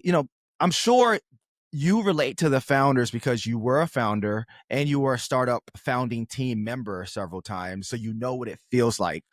out of all of your experiences from being in Pi and then having your own companies and things of that nature and being a founding member, Yeah. what would you say is the most notable, or do you have a couple notable challenges that you can personally talk about that were very pivotal in your experience, whether it be a story of a catalytic moment or a big lesson? Yeah, my biggest lesson is, and I think it stems from my education and maybe, just the educational system. Like we go through 12 years, 16 years, 20 years of trying to get A's on everything, like trying to take knowledge, digest it, and regurgitate it in a way that the person checking the work says, yes, that's a plus work on your part. Right. You only feel success through generating perfection. And then you get thrown into the startup world where, A, trying to pursue perfection slows you down drastically. And B, no one ever learned anything from like perfecting. So like you learn by screwing up, trying something new, iterating, failing. And so my big lesson was coming into the startup world, I was still very much clinging to that perfectionism. Whereas like everything needs to be perfect. This copyright, this copy I just wrote needs to be grammatically correct and spaced correctly and blah, blah, blah, blah, blah. And like I spent so much time, probably the first decade of my career, just focused on like everything had to be just so. And two outcomes of that, I can remember people providing feedback later on about things that I thought were so well done and so memorable. And they're like, yeah, I don't remember that. That didn't stick with me at all. And I was like, why was I so obsessed with that? And then like, I can remember literally standing in my garage one point, like going through boxes or something. And I came up with an old brochure from that original startup I had worked for where I was so focused on everything being perfect. And I flipped open the first page and saw a typo like immediately. And I was like, you're so focused on perfection. You couldn't even actually see the mistakes because you were too wrapped up in anything. And that moment in time always sticks with me and is that inflection point where I went, I think I can get it good enough without killing myself. And probably nobody's going to notice. And even if they do notice, they're going to forget about it within 5 minutes because they're all wrapped up in their own stuff anyway. And so like, I think it's the, done is better than perfect and nobody's paying as much attention to this stuff as you are. And the other important aspect of nobody else is paying attention that has really helped me is I really try and be conscious of times that I'm talking in lingo or making assumptions or using acronyms and like backing out of that to being more elementary in how I'm describing things and not making the assumption that other people have had the opportunity to make intuitive leaps that I may have or a company may have, and just getting a little more basic in communications to ensure that at a foundational level, we both understand that we're talking about the same thing. And so like, that's another really important part of that is you can really alienate potential customers, fans, employees by not communicating effectively and ensuring that everybody's got a common understanding of what you're trying to accomplish. Right. Yeah, it's interesting because academia culturally, and I think there's been a big shift, but if you go back to like college 10 years ago plus, it was always like, you always want to flex your big vocabulary and show that you're so sophisticated and educated, right? And then there was, I think it just was based off of performance, right? There was a change. And this is something I learned just doing tech sales, right? I was a founding AE several times. Yep. And it's this thing where it's like the prompt, I'll put it in terms of prompt since we're in the age of AI, that prompt to explain this to me as if I'm a fifth grader. Right. The reason why they say to use that prompt so much is because it gets rid of all that minutia and it gets as clear as possible to be able to communicate to the bell curve essentially, right? And that's what you're trying to do. You're going to communicate with as little as little noise as possible and be as clear as possible. And so that's such a really good lesson. It's interesting to hear that coming from different angles and not just, that was more in the sales and marketing space for me. But if you think about it, that's everything from customer success to relationships to even on a day-to-day basis. And you made another really good point about done is better than perfect, right? Because as founders and just people who own anything, number one, your way is the right way. We're all like that. It's natural for us to assume that our exact way is the right way. And Dan Martell says this really good. It's kind of funny. I'm naming him, and the first, he may even be mad at me in my podcast. The first guest ripped up his book, showing how to he literally ripped his book up as one of the things he did, but it was to show you about how to go through things, take notes, and really implement them. But that was like a dramatic effect. But Dan Martell says this best: as a founder, you need to understand that he said, this is just psychological, by the way, 70% of what you can do is good enough, and you need to accept that, or you'll never win. And it's not that what they're doing is actually 70% as good as you are. People can't be as good as you. What it is you're going to think that they can't be as good as you because we're so biased, right? And it stops us from growing and building our business and scaling. Yeah. Right. Such a good point. And by the way, the first guest and Dan are evidently friends or something, so I'm sure it's fine. Yeah. So it's just kind of a funny story there. Now, with respects to having your own business, being a part of a founding staff several times, and then starting the incubator Pi. What was that like, and how did that feel, kind of transitioning from your own projects to more or less being a supporting element to others? Obviously, there's the good aspect of it, but then I'm sure there's the hard aspect of it where it's like, I didn't realize that there's this many issues, or there's all these things I never considered would have been an issue, right? So what did that feel like transitioning? That's a great question. Like it in many ways, it felt more familiar to me than trying to behave as a founder. Like, I think in early stage startups, everybody's doing everything. Like you're a firefighter. It's like, hey, you're in sales today. Like I can remember one startup I worked for, and they're like, this company wants to use our product for marketing, and no one's ever talked to us about that before. Our sales team is already there, so we would like you to join the sales team for the call in case there's any, like in case you can pitch them from a marketing angle. I was like, cool. We're in Portland, Oregon, and I'm like, cool.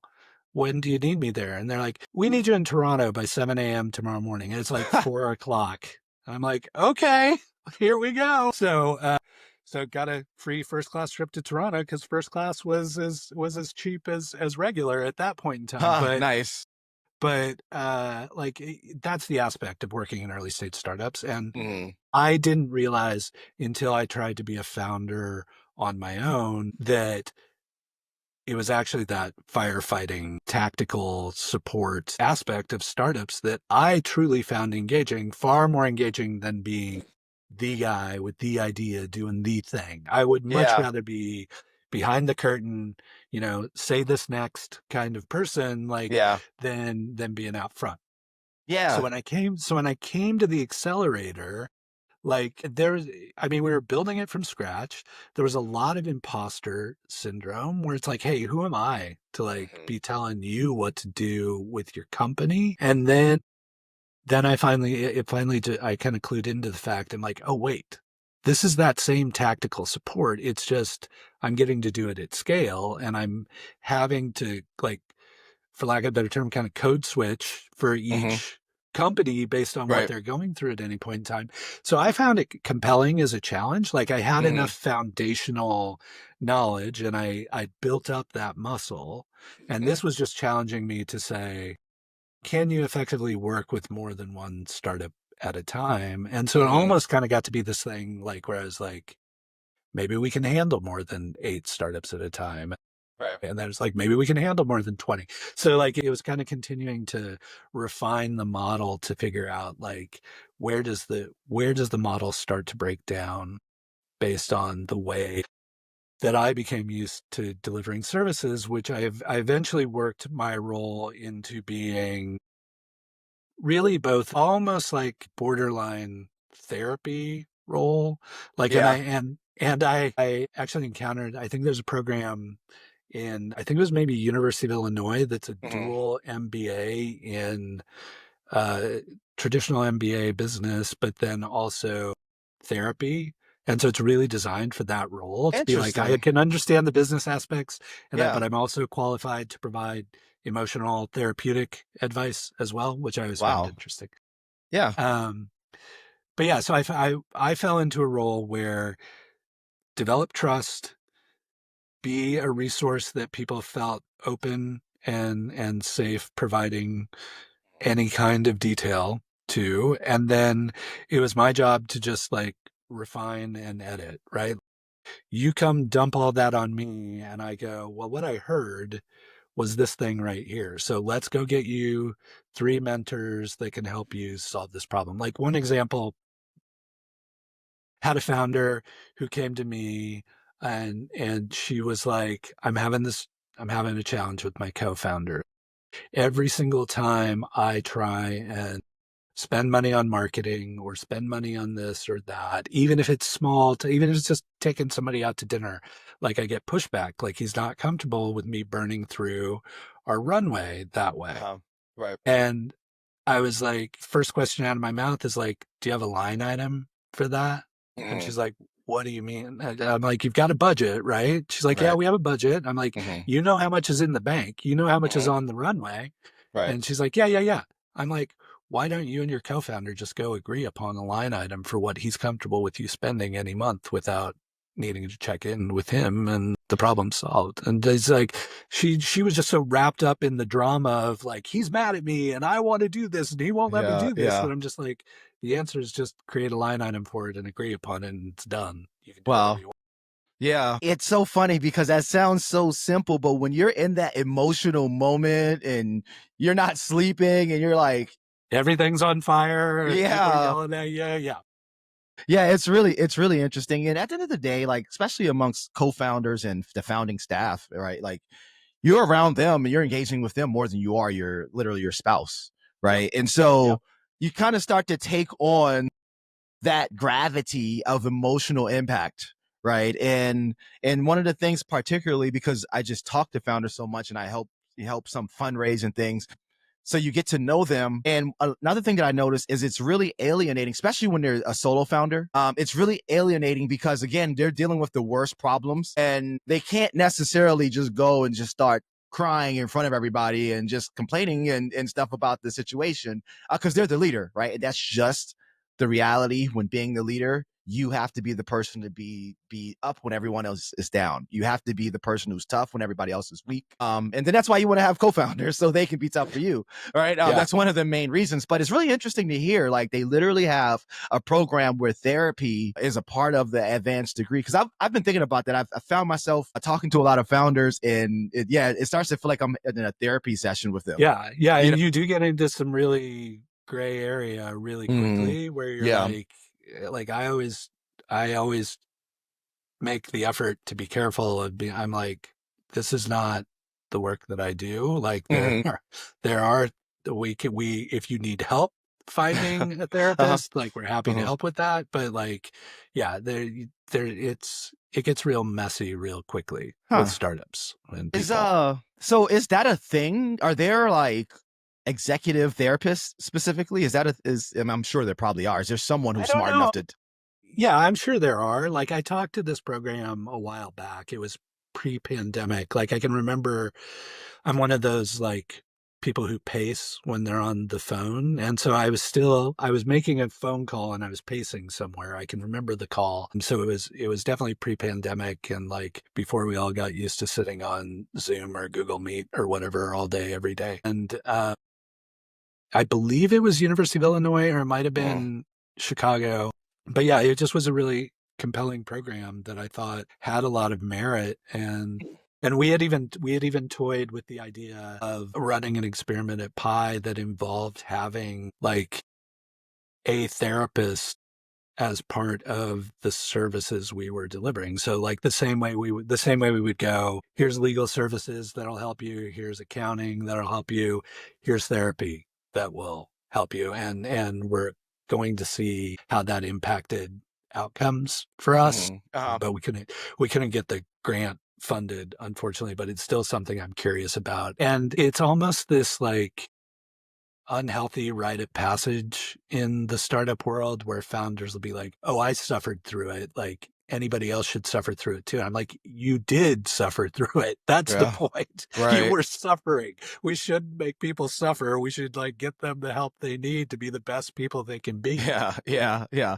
Let them put the suffering as a put that into action on doing Right. something the next step, not just go through Yeah. the same, Yeah, exactly. minutia, right? Like, Yeah, it's totally. really interesting. So a quick search, I saw that it seems like people are aligning as executive coaches, and a lot of them may have a therapy background, and so that's kind of what they're doing. I never Interesting. thought about it from that perspective, that that's what a big function of a executive or a business coach actually is. Right. They're a therapist, and that makes a lot Yeah, of sense. I've worked with some really great business coaches. I've been lucky to spend some time with folks, and I did have to like there was they weren't focused on the therapy angle, but I did find myself slipping into almost that, like showing up and complaining to them rather than like effectively using their time. And it finally just dawned on me. I'm like, dude, you used to be an athlete. Would you have ever showed up to practice and just slumped around and complained about everything to your coach and blah, blah, blah? I'm like, no, you show up on the field, you do the work, you're excited about doing the work. Right. So like you got to show up to business coach the same exact way. And that really helped me get a lot more out of those experiences for sure. Good point. It's like showing up to class prepared, basically. Yeah, Right. yeah, exactly. Yeah, no, that's a good point. And we were talking about business coaches and kind of the way these new services are able to be applied. And so with Pi, so you guys kind of have a little bit of a hybrid studio model where you do make sure that they can connect with these advanced services as well. We do in more of a matchmaking kind of way. So not where it's part of our organization, but we have like partners where we're like, these people are always willing to provide a discount on services for Pi companies, and we really respect the work they do. So we kind of cobbled together those services. But I think the organizations that do it exceptionally well are the ones that are able to bring those in-house and have those services as part of their model so that they're extremely accessible to founders. Because I think the challenge with the way our model worked is there was still a handoff. They were still having to deal with yet another organization and how they did the work and paying for that and all those kind of things. So yeah, the model has become more refined now, which Awesome. And with seeing all these businesses, I want to talk to you a little bit about kind of like what your view of looking back historically and what the future arc of technology and business is. But this actually brings us to our third segment, the future state. And so in this segment, we're going to talk about what the future looks like with respect to technology, but at this point to the world, as everything moves so freaking fast nowadays. And so starting out, what are your thoughts in general after seeing hundreds, if not thousands, of businesses and founders in the way that things went, as well as you have that historical perspective looking from the dot-com boom to all the ups and downs we've had thus far, even having a recent, what would be like a black swan event with the one thing we won't talk about here on YouTube, but the very obvious thing that happened a few years ago. What would you say, or what are your thoughts on technology in the future? And like, are you excited about whether it be AI, VR, crypto, blockchain, Web3? What are your thoughts, and what's at the forefront of your mind nowadays? Yeah. Great question. I think, to me, I love technology. Like I am enamored of it, but I'm also, due to my age and experience, can be a lot more metered and objective about my opinions on technology. And so to me, AI is no different than cloud infrastructure. AI is no different than the switch from installed software to SaaS. Like it's a pivotal moment for the industry. And yet it also feels very familiar to me. Okay. And so I see in the same way cloud eliminated the need for us as startups to have a big enough building to have a room full of servers and a room full of engineers who are just IT people to take care of those servers, and then a room full of engineers who are building product, and then suddenly with cloud, well, I don't need that room full of servers. I don't need that room full of engineers anymore. So now Right. 3 or 4 of us can throw together a solution in a weekend and we're off to the races. I see AI much in that same way. It's increasing efficiencies. It's augmenting people in meaningful ways. We're in that messy phase. It also feels very much like the .com days to me. Huh. Back in those days, it sounds ridiculous, especially today, given that any, second grader can build their own website. But literally back then, you put up a website, you put .com in your name somehow, and suddenly you are the next great business regardless of what you did. And that's kind of what AI feels like to me as well, where it's everybody's like, oh, we've got AI. And I'm like, those are just business rules. You're not even actively engaging with a model of any sort. It's just exactly. that's a Zapier integration. What are you doing? So Right. but I'm still optimistic and hopeful about it. And I love the messy area because that's where the real ideas come out or the real applications come out. It's kind of without being too crass about it, it's remember those days with the iPhone where it was people were building fart apps and other stupid apps on the phone? And you're like, why is this of value to anybody? But look where we are today. We had to build the fart apps to get to where we are today. So that's kind of what that's also kind of what AI feels like to me. So that's the one I'm most excited about. I think it's most approachable for most people. I think that part of the reason that the whole Web3 thing didn't gain any traction is it's just there's a lot of friction in that system. Technically figure out how to set up a wallet, technically figure out how to convert your currency into a digital currency, technically figure out this, that, and the other thing. And there were a lot of hurdles for the community there. And it was just really hard to understand. With VR, AR, largely the hurdles have been financial. How is everybody supposed to adopt something that costs $3,000 to put on my head and I can only wear for a couple hours before I'm tired of having it on my head? That it's just there's a lot of friction there too. I feel like autonomous is the same way. There's a lot of cost friction and technology friction there.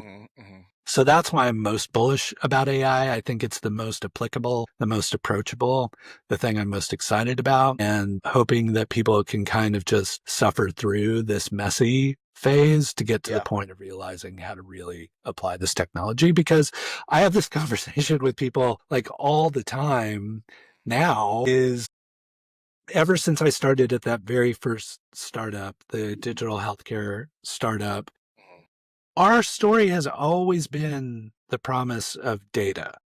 All we need to do is get enough data and aggregate enough data and anonymize enough data, and we'll be able to see all these trends and do all these things and make all this stuff and understand the world better. And fact of the matter is, we had only developed a means of accumulating data. We'd never figured out a way to really understand it or analyze it because humans couldn't do it at that scale. And now with AI, we finally have the possibility to take those, terabytes and terabytes of data and have them analyzed really quickly and understandable and intelligible. This is actually the golden age of understanding data that we've been promising for the past 30.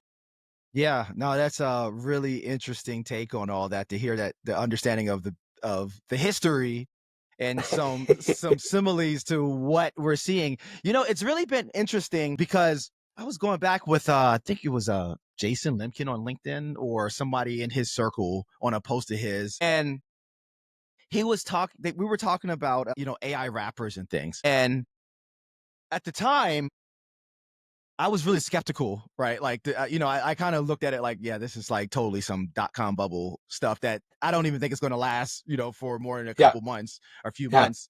And I even saw that the guys and gals at YC thought the same thing that I thought and was like, these businesses are just wrappers on the LLM. They're not actually businesses. It's like this equivalent of throwing up that website in the .com boom and putting .com on it and then getting a high evaluation and exiting. Right? But what we found, and even them at YC, they recently admitted, like, we were all wrong, right? Which is something like, who would have saw that, these LLMs, obviously being the base models, and then now we're getting into reasoning models and things like that. They are, the wrappers are actually valuable business processes and systems that they're building, right? Obviously because of the brand that they're capturing, and then the customer list, right? Like, businesses will fail completely, but then still be able to monetize their customer list. And so these different assets. So it makes sense now in retrospect, but I think I would venture to say that I stepped back from a lot of it because I was like, these are literally just wrappers. They're not even, they're just, they're, but was I wrong even? So it's really good to get your take on things. Yeah, to make you feel better. Mhm. So as I said, I've been on the internet for a long time. I was an internet user before the web became a thing. Mhm. And so back when you do like Telnet, it was all text-based kind of stuff. And I was a server admin and all of a sudden kept seeing this like new folder, new directory pop up that was www. And I'd go to people, I'm like, what is this www thing? Why is this popping up all everywhere? And they're like, we're going to make the internet into a graphical interface that you can do things with and blah, blah, blah. I'm like, nah, that's not, text is good enough. We're fine. So that's how forward thinking I was back then. I'm like, that doesn't sound like it's going to work. That sounds stupid. Yeah, it's funny. You actually sounded like a technical guy at that moment, right? Yeah. Like way like back coders. when. Coders. That's 100% someone who codes for a living. Like, dude, we don't need anything more than good enough text. Like, come on. Yeah. Basic and COBOL are good enough languages. We don't need to invent new ones. Yeah. Right. No, that's funny. Yeah, that's the hard thing. And that's why they say, even like Warren Buffett, he'll say like, you can't really call the market, and it's futile to do it. And he even says, like, back to your point from a few or several minutes ago at this point, where even him as the most successful investor in history, they'll say traditional investment. He says that if he was born now, he doesn't think he would have became who he is now. Because he said it's way more competitive. It's the things that work are different now. There's lessons, but he said, but things have changed. And so it's such an interesting kind of thing where it's like things are different, but they still rhyme with the past. Right. And so if the ability to kind of at least take advantage of that is good. Now, so talking about past versus future at Pi, how do you vision Pi developing over the future in this, or at least the concept, even if it's like you're seeing this in other countries and other places? Because that's something that's been interesting to me. Seeing other countries really stand up incubators and things like all over. I mean, then their government's backing it as well. Like there's a concerted effort around the world to push these type businesses and this type innovation. What are your thoughts about how things are going to go over the next decade? Yeah, I'm really interested to see, especially global like adoption of these types of models, because I think, unfortunately, the US startup community tends to be fairly US centric. Like we don't think globally. We don't think about what other people are doing elsewhere. We're kind of all focused on what's going on in the Bay Area or New York or Seattle or Austin or whatever. I'm really looking forward to that continued iteration on the model and on the players. Like to your point, like is government a better funding entity for these types of services than private industry? Or like, especially given, the timing of when we're having this conversation, federal funding in the US is not a sure thing the way it once was like a few weeks ago. Yeah. Do we have to rely on private industry? So like those dynamics are super interesting to me. In fact, like 1 year, Pi has a history of kind of taking time off from time to time when we're not quite sure what's going on. One of the times we took some downtime, I took the opportunity to as best I could, quickly document the way that we did everything and what our motivations were and what our ethos was. And we called that the Pie Cookbook, and we open I sourced love that. that. I But love like, that. we're all bad pie puns. Everything we do is bad pie puns. So we open sourced the Pie Cookbook so that anyone anywhere could take what we had done and improve upon it. Okay. Well, I still hear from, that was 2016 that we did that. I still hear from people today who are like, hey, just found the Pie Cookbook. It's really helping us figure out our mentors, or it's like helping us figure out how to design our co-working space so that we can better support startups or whatever. And I'm a huge fan of a program in the UK that used the cookbook as their starting point and then built a far more robust and successful program than Pi ever was. But it was because we had the opportunity to share our learnings with them that I think for the most part, they felt confident that they could actually do it. I think if you're somebody who's like, I want to start an accelerator, but I have no idea how hard it is, like that's what we were trying to help with. Like, this is where it's challenging. These are kind of the elements or ingredients you need in place to make it work. And like, you can do this. It's not rocket science. Just keep this stuff in mind and you'll be successful. And so like, I'm always looking forward to people iterating on the model. I'm looking forward to like continued iteration on that venture studio model. From a Pi perspective, Pi is, as I've said, an ongoing experiment. Like, that's been my favorite thing about it is it's not, we've never said that this is the business and this is all we're going to do. We have said we're going to continue to experiment around this thesis. And as things change, we need to change the experiment. And so the way our community feels right now, to me, it feels like kind of like 1995 or like 2005 in terms of the dynamics of the community, kind of the disconnection or people not feeling like they can figure out who to talk to or where they should go or those kind of things. And so I'm in a very familiar space. I just happen to have Pi as a platform and a tool right now. So where Pi is leaning right now is like, how do we facilitate those connections? Like, if Pi had been in Portland in 2005, what would we have done to move things along further, faster? And so I'm doing the exact same script again. Basically, I'm just trying to see what happens if Pi is at the very beginning of it instead of being plopped in midstream. Like, do we have any meaningful impact on the community? And the other benefit is, because I know where we are right now, I can also keep my eyes open for signs of when things are transitioning to the point that maybe Pi needs to go back to being a co-working space, or maybe Pi needs to do an accelerator program of some sort. Like, I'm kind of keeping my eyes open based on previous experience, but also being cautious not to be overly nostalgic or precious about it, not to redo it exactly the same way just because it kind of worked that first time. To your earlier point, I already bought that lottery ticket. Like, now I need to figure out like how to do the next one. Right. Yeah, that's really interesting. And then, if I'm not mistaken, the Pie Cookbook's on GitHub, isn't it? It is. Yeah. Yeah, It's out okay. there. So you can fork it and just like do whatever you want with it. Okay. And we had a lot of support from folks.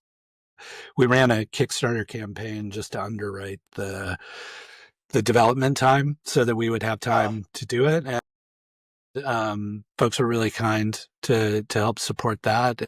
That was part of the effort to develop a broader community of people who are doing this work in terms of kind of like grassroots accelerator development. Because when you think about it, and again, this is not a disparagement or a judgment, Y Combinator is a like corporate entity that does this work. Techstars is a corporate entity that does this work. There are hundreds, if not thousands, of people who are just like trying to bootstrap an accelerator and figure out how to make it work, figure out who needs to fund it, figure out who's going to attend. So that's what this was kind of designed to help with, is help give those people kind of some guidelines for what to think about. Oh, golly. So with Pi, I know that you said at one point in time you all had a capacity of 8 startups working under the umbrella. What's been the max at one time? And what was that like when you guys hit like max stride? Yeah, great question. Yeah, a lot of that was physical space related. So where we originally started, we were shared office space. So if you only had so much room and you recruited companies that each had like 4 or 5 people working for them already, then you can only take like 8 companies or you ran out of room. If everybody was like, just founder and co-founder, we'd take like 12 or 15 because we could wedge more people into that space. Okay. During the pandemic, I can't even remember how many we tried to do. We had a cohort it was more than 50 companies at once Remote because at that point. it was all virtual. And It we was were virtual, like, yeah. well, we 50. have never had this opportunity to try Yeah. and scale beyond like what our physical space was. So Huh. we took that opportunity to really just bump the numbers up. I mean, this is at the same time when like YC is doing batches of like 200, 300 companies. So it didn't seem ridiculous to us to like Yeah. bump up to 50 or so. But what we discovered there is there's kind of a power curve at play in that you bring in all those companies and there are a handful of those 50 companies who are using my time effectively, meeting with mentors, pushing the envelope, getting stuff done. And then it all just kind of trails off to where you get to like probably half of the companies were, they were online on Slack or they were accessible or they'd show up to a meeting here and there, but they weren't really taking full advantage of all the things that the program had to offer. So we continue to operate at that scale because of that. I think if everybody had come in and was like, I know what an accelerator is. I know how to use this platform. Like we would have been crushed by that many companies. I think probably 10 to 12 is probably our optimal number of companies if they're all engaged and all kind of taking full advantage of the program. Got it. So the ones that were less engaged, is it kind of cyclical to where like they'll come back around and it's a thing where it's like, okay, so now in this phase they're more engaged, but that's because they need it? Yeah, exactly. Okay. Yeah. Got it. Or they'll leapfrog us, right? They'll go where I was at that point. I thought I needed an accelerator. Now I'm at a point where that's no longer what I need. And so that's good too. I'm always happy to see companies do that, or companies like there are a lot of founders who like to remind me, they're like, hey, you rejected us from Pi and we had a successful exit. I'm like, yeah, I know. I can't pick winners every time. Yeah. So yeah. Yeah. That's them rectifying the pain that they felt when they got rejected. That's all that is. That's literally all that is. Yeah. Yeah. That's all that is. That's them trying to fix it emotionally for themselves. That's funny. Yeah. And then, people like, for example, Shark Tank. As a matter of fact, my last guest I interviewed was on Shark Tank. Like there's a lot of people who go on Shark Tank and they get rejected and then next thing you know, there's a unicorn or some, $100 million business. And they're like, those fools rejected me. And it's like, dude, they just didn't understand your business and it's not their background. It's not. Dude, that's just thing. entertainment. That's not like But it feels personal. It feels very personal at the time. Right. Sure, This is yeah, our baby. Totally. You know, why don't you like me? Why won't you let me into your program? Yeah, for sure. Well, and sometimes being perfectly honest, like sometimes it's like, I know it's a good company and I know you have potential, but we cannot help you. Like you're either like, we don't have the expertise that you need, or like you're not at the right phase for this to be effective, or like, there are any number of parameters where it's like, you may want to, and we've kind of tried to figure that out. Like if you want to be part of the Pi community, but your startup isn't the right shape or stage or whatever, or focus for a particular cohort, like, do we just bring you in as mentor so you have access to the network? Like, we had also tried another bad pie pun. We had tried slice of pie, where it was like, you don't have access to the full-fledged program, but you're at least like on the Slack and on the emails and you can come to meetings and whatever. But yeah, we never really perfected a way to handle that kind of. So it's so Portland. I love this so much. Oh man. So, you know, one of the things I do have a question about, and you could probably help me and the audience on this. So there's terms that come along with all this. There's cost or whatever the case may be, like you said, whether it be loans, equity, or whatever the case may be, or you're paying up front. So we have the studio model, you have the incubator model, and then you have the accelerator model kind of in between, I feel like, right? Yep. What are the typical terms for these different types of models if a founder wanted to go and participate in it? Can you give us like an idea? Of course, for everyone, this isn't going to be exact. I'm assuming it's not going to be exact. So let's just take this as an idea. Yeah, it's sweeping generalization, right? Right. But as it stands, incubators will they're generally more grant, so non-dilutive funding based rather than equity based, or they're sometimes associated with the university. So there's like tech transfer. And if people aren't familiar with tech transfer, it's basically intellectual property that has been developed within the university system that they spin out like a startup to say, hey, have somebody go make this into a commercial entity that can generate capital. And the university keeps a significant share of the ownership. So that becomes a revenue stream for the university. So incubators often serve that tech transfer function. So there's usually some like grant money in there. But in those cases with tech transfer, you've already given up 60% of the equity to the university before you even get the IP. So it's a model. Like, and it's also like, you're talking about things like drug therapies and like really tech, like really hard technology kind of problems. Like you wouldn't have come up with that without the university structure behind you creating this. It's what the point is, right? Yeah. Exactly. And they can't, they recognize that it has value, but they don't have the ability to commercialize it. So it's a win-win for both sides when it works. And 60%? Yeah, I mean, it's usually pretty stringent, the amount of the company that they keep. So that's more the incubator world. In the accelerator world, it's generally, we'll give you capital, but we'll also expect some equity in return. So Pi eventually evolved to this model where we figured out a way to fund the activity where it was all free and clear to the founders. So they didn't pay tuition. They didn't have any equity. So they held on to 100% of their equity. And that was the kind of entity we wanted to build. Like, it was like, we want to be helpful to founders. So it made sense for us. Right. But by and large, accelerators will do these days it's getting in the $100,000, $200,000, $250 kind of range for some accelerators.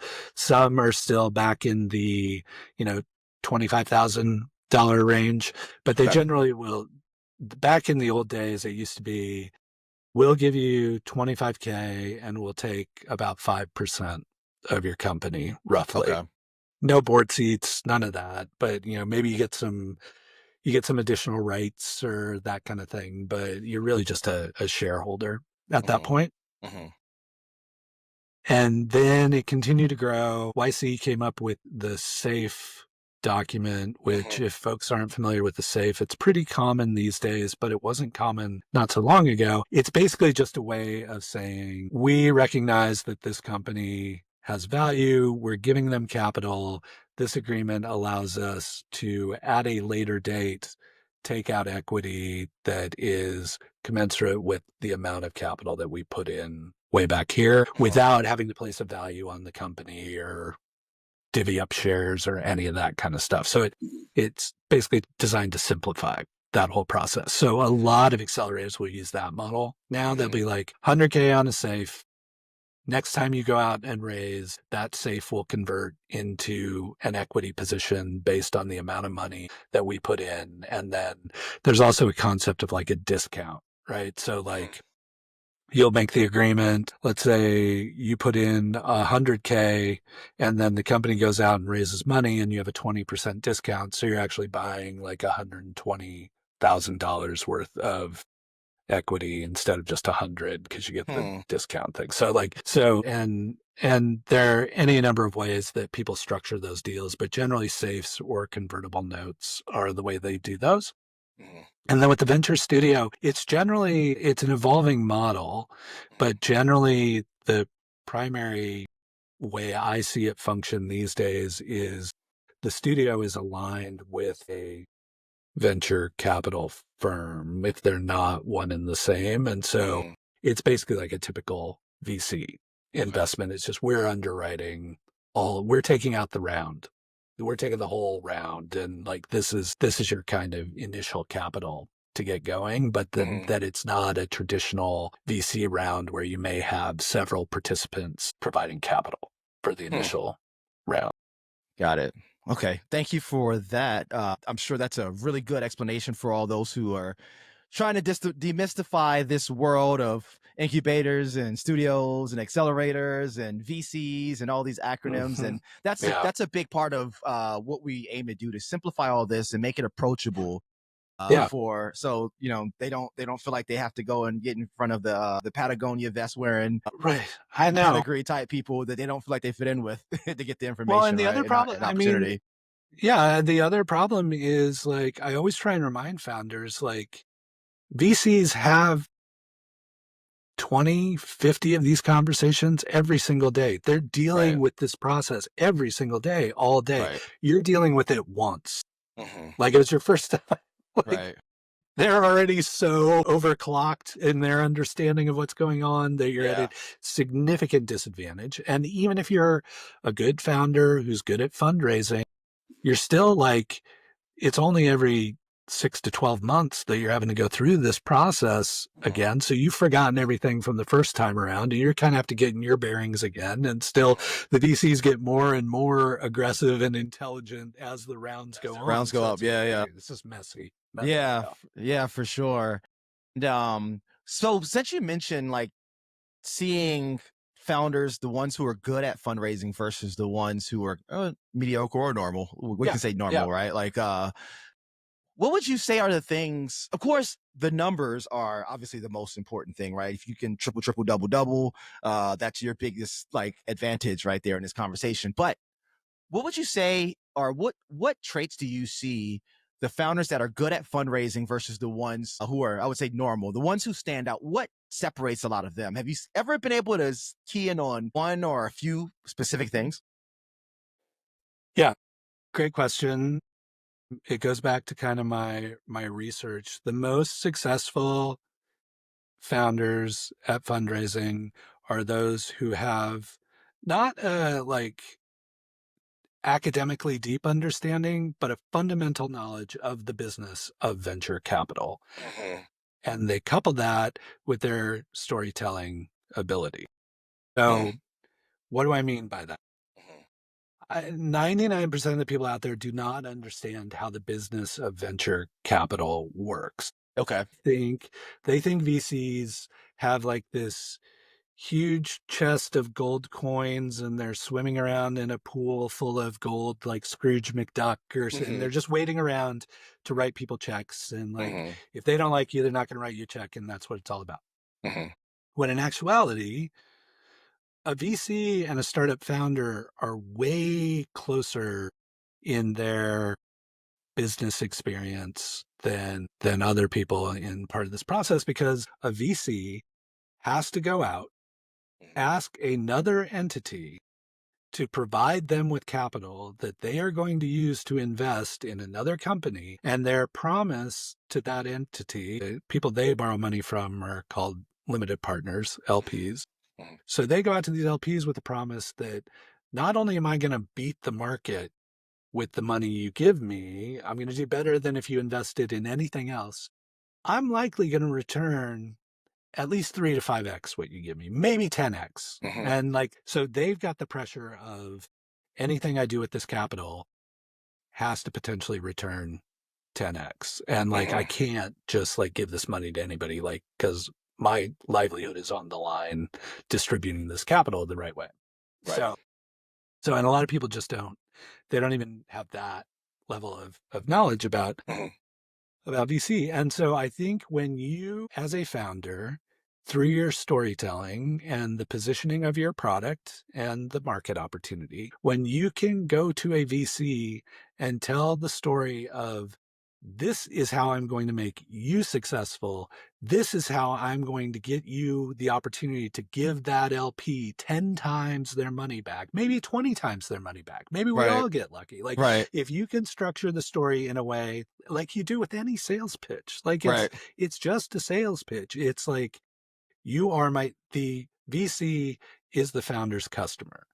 What do you need to say to that customer? What pain point do you need to cover off on for that customer to help them be successful? And those are the best founders, where they totally wrap their story around, here are all the dynamics at play, here's what we've built, and that is going to result in you returning your entire fund with just our company, which means any other company in this fund that exits is just gravy. So yeah.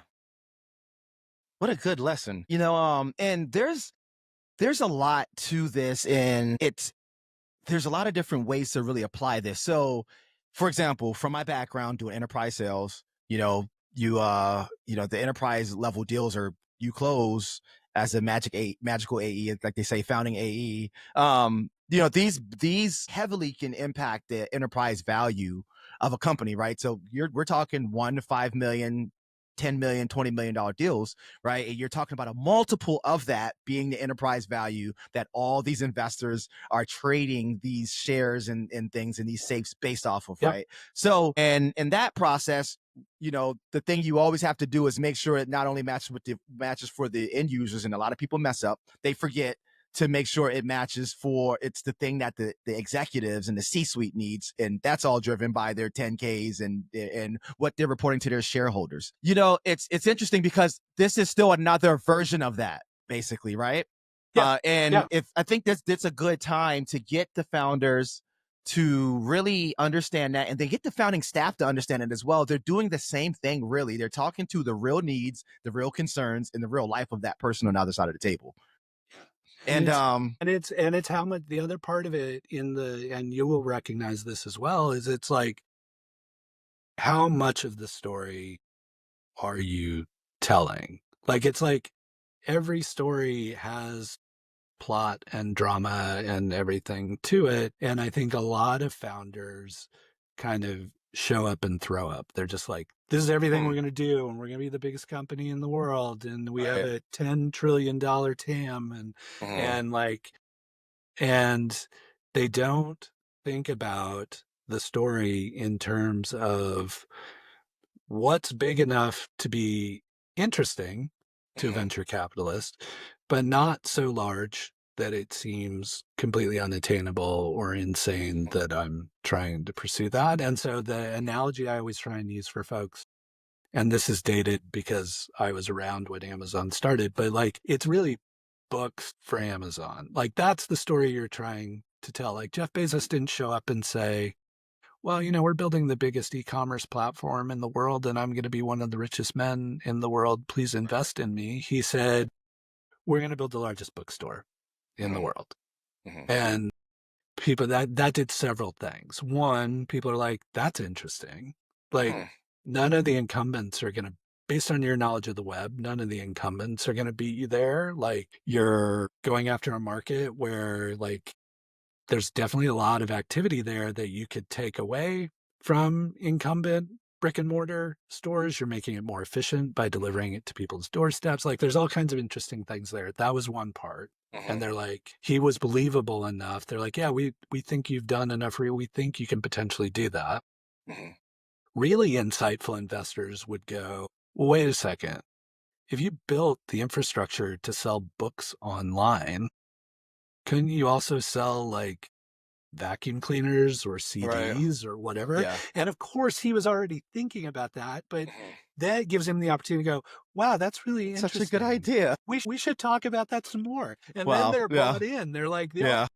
he likes my idea. So you engage the investors in that way. And then, the other part is you're using the initial financing very much to build the infrastructure needed to do whatever. Now, things like AWS, I think, were a happy accident. So Amazon Web Services is we built a huge server structure and suddenly realized that we could sell part of that availability as cloud infrastructure to people to use our servers to run their stuff. Like, I think that was a bit of a happy accident. I don't know that that was on the roadmap from the earliest days, but I'm pretty darn sure that Bezos thought he was building the biggest e-commerce business in the world, even though he was just talking about books back. Yeah.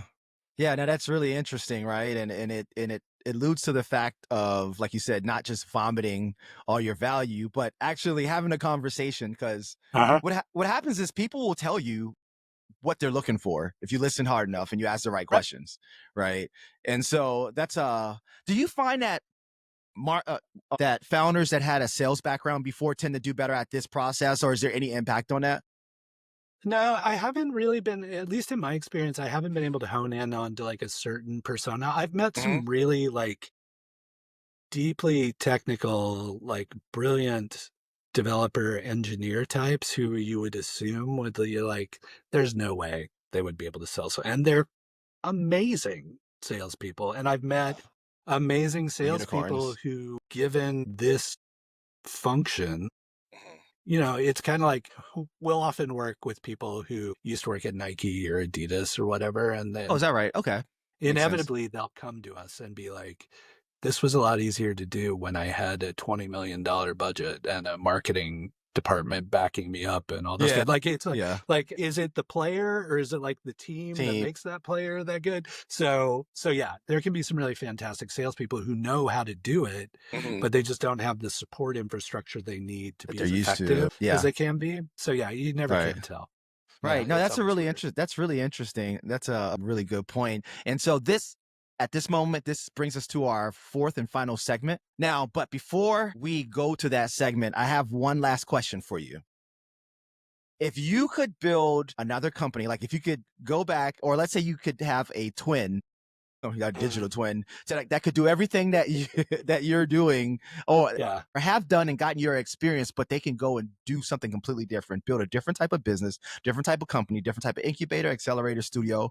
What would you do differently in your life if you could build anything different with the time and go back? That's a really good question.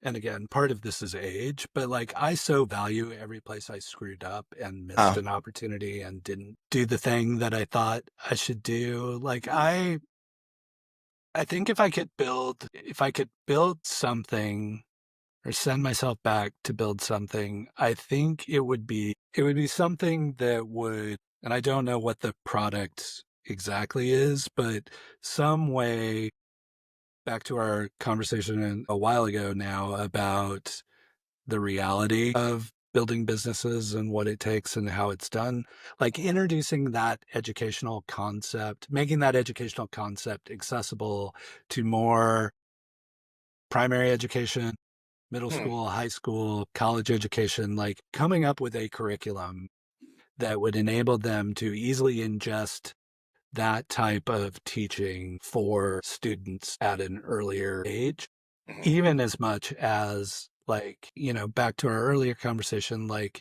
what if you had one class where your objective was to fail as much as you possibly could? The only way to pass the class was to get more Fs than people generally get. Like, just give them the experience of like, what did you learn from failing all this time? You know, it's that there's that kind of like folklore about the educational opportunity where it's like the professor divides the class into two parts and it's some creative pursuit. It's photography or it's throwing pots or it's painting. And like one half of the class just has to do one piece of art, but they need to do the best possible piece of art they can. And the rest of the class needs to do as many things as they can, no matter how bad they are. And then like at the end of the class, of course, the people who've tried to perfect the one thing are far worse than the people who just did a bunch of the thing and got the reps in. Like, how do we overhaul the educational system to better prepare people for what the real world is actually like? And that some facet of that, I think, would be critical to improving the lives, the confidence and the livelihoods of people around the world. Yeah, you know, I think this is the time that your idea is actually coming to fruition or will be coming to fruition because a previous guest who is kind of like an AI education type for corporate entities, right? Was on, and they were in the education space prior, just regular education space. Now it's like very high tech education and creation of products.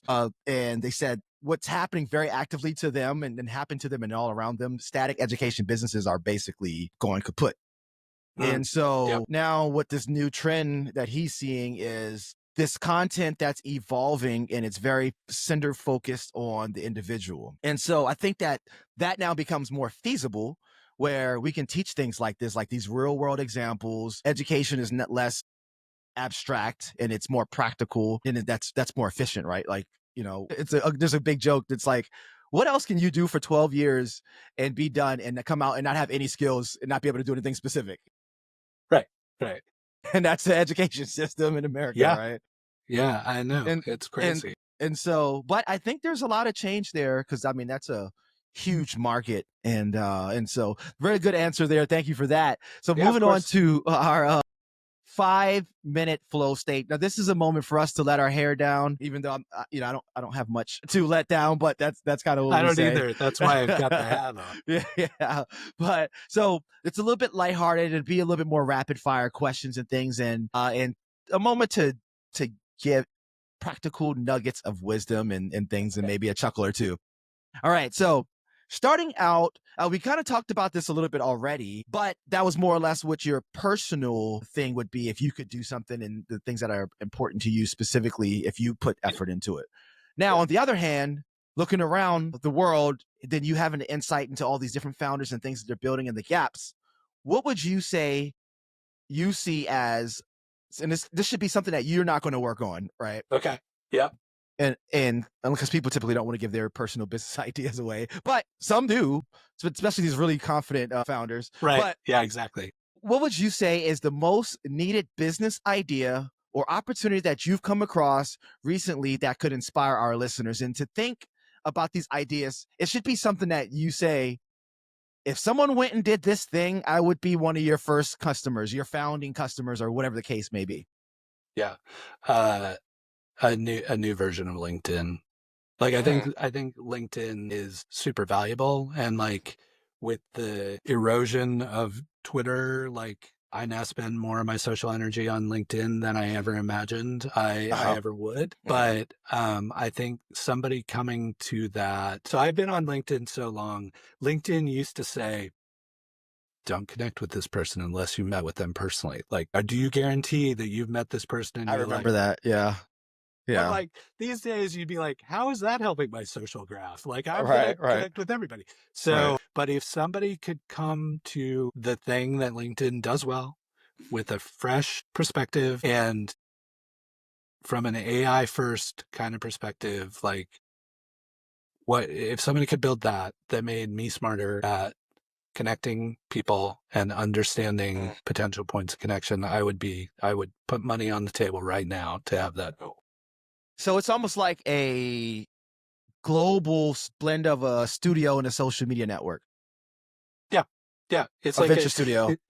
It's like matchmaking on steroids. It's like what occurs I'm always looking for some way to like, how do I scale what organically happens in my head? And like, we now have the capability to do that. And like, there are ways to connect people and organizations and things that don't necessarily rely on your business resume.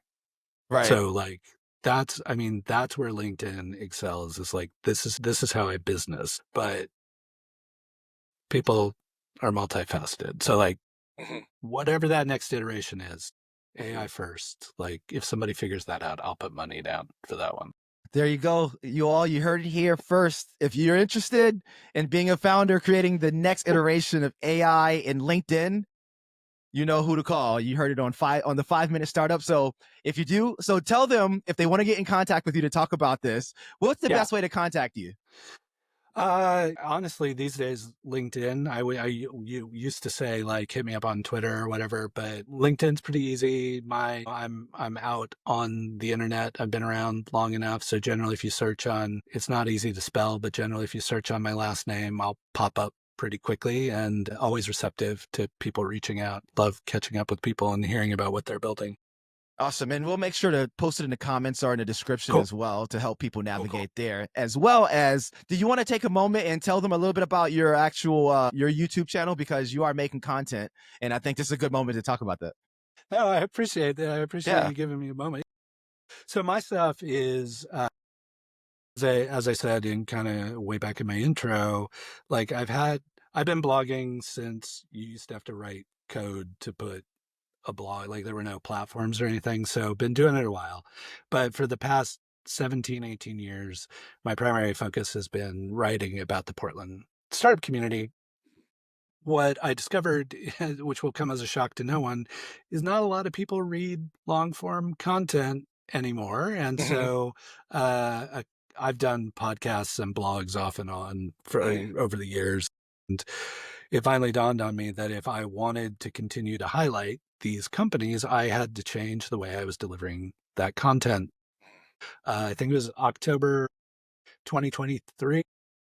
I'd had a YouTube channel, but hadn't really posted anything. So just started doing that as a weekly recap of what's happening in the Portland startup community for folks here locally. And then I also try and augment it with some of the, like, when these more generic or generalized startup insights kind of hit me, I post some stuff about that from time to time as well. But yeah, like really appreciate the shout out. I'm having fun. Like, it's nice to have a hobby that I'm bad at again. Like, it's just like, I enjoy doing it. I'm learning a ton. It's taking me back to like my web development days, like when I used to do a lot of Flash work, because you have to think about the element of time and audio and all that stuff. So yeah, I'm just really enjoying it, and hopefully people can put up with me enjoying it and get something good out of it. Yeah, absolutely. You guys go over there and check out his channel. And again, we'll make sure to plug that and post that so you all have that accessible. Thank you. I've been enjoying it, so I definitely think I'd encourage everyone else to as well. Thank All you. right. So now, next question. We typically like to go for 3 golden nuggets or great ideas or lessons that you've encountered or discovered in your entrepreneurial journey. You got the opportunity to see thousands of entrepreneurs and thousands of startups and things. So I think you have a more wider breadth of good golden nuggets. What would you say are the 3 top lessons that you've learned throughout your journey at Pi and prior being a founder? Yeah. First and foremost, research. Like, take the time to do your research. That's going to save you pain and heartache and time and money and everything. Like, you are never too busy to do the research you need to do. Another one we touched on earlier in the show, but just to bring it back up, done is better than perfect. So like, don't be held back by trying to perfect something when you've got it most of the way there. Better to get it out in front of people, even if it's not perfect, because then you'll get better feedback as well. And then I think the other one that just keeps coming back to me is great founders are magnets for other great founders. So pay attention to the people you're continuing to run into, pay attention to who's in your circle. Give them all the trust you can. Ensure that you're protecting the trust they've given you, because those are the folks who are going to help you figure it all out. They're going to make you the introductions you need. And someday they're going to be working for you, or you're going to be working for them. So just keep that circle tight. Awesome. Very, very good wisdom there. Obviously from a pro. All right. Next question. What would you say is your number one superpower that has helped you get through your career? And I think I know it, but I'm interested to hear what you say. Yeah. So my superpower is non-obvious connections between 2 different people. So kind of back to my connecting dots or my LinkedIn stuff. And if you really want to go deep on my like community building thinking, I had the opportunity to do a TEDx talk about that that's out on the YouTube as well. But so often people get completely transactional about connection points or building community, and they only rely on like a certain level of information.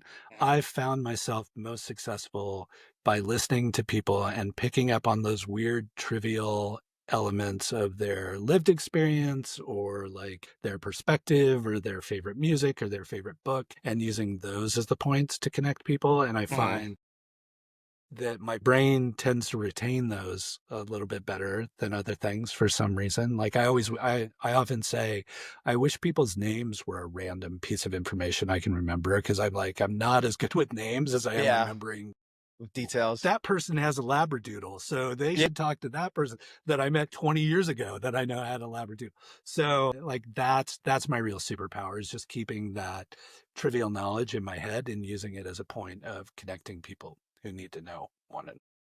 Awesome. And that makes a whole lot of sense, right? Being able to connect these different co-founders to each other, different service providers, and different, I call them unicorn employees, like the people who are these high skill set employees that are willing to forego a high paid salary here to come and work in a startup and give it their all. And they're usually like way passionate about what they're doing, because otherwise it wouldn't be worth it, you know? Exactly. And it's like that situation where you're like 9 times out of 10, this person would not give you the time of day. Yeah. But given that this is what you're focused on and this is what your startup is doing, this is the only person you need to talk to get that work. Perfect. Got it. That's awesome. Now, next question. What would you say is your favorite, whether it's yours or someone else's, what's your favorite controversial opinion?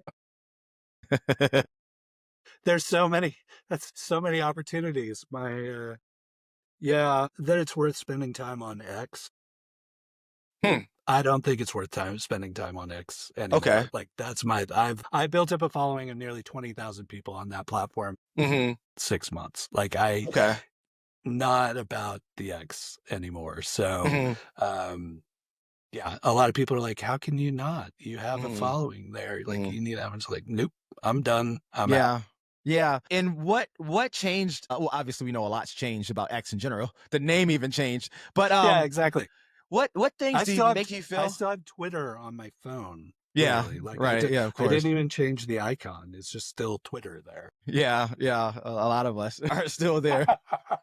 So, and what things substantially do you feel like has changed? Obviously, there's like been cultural change and things of that nature. Right.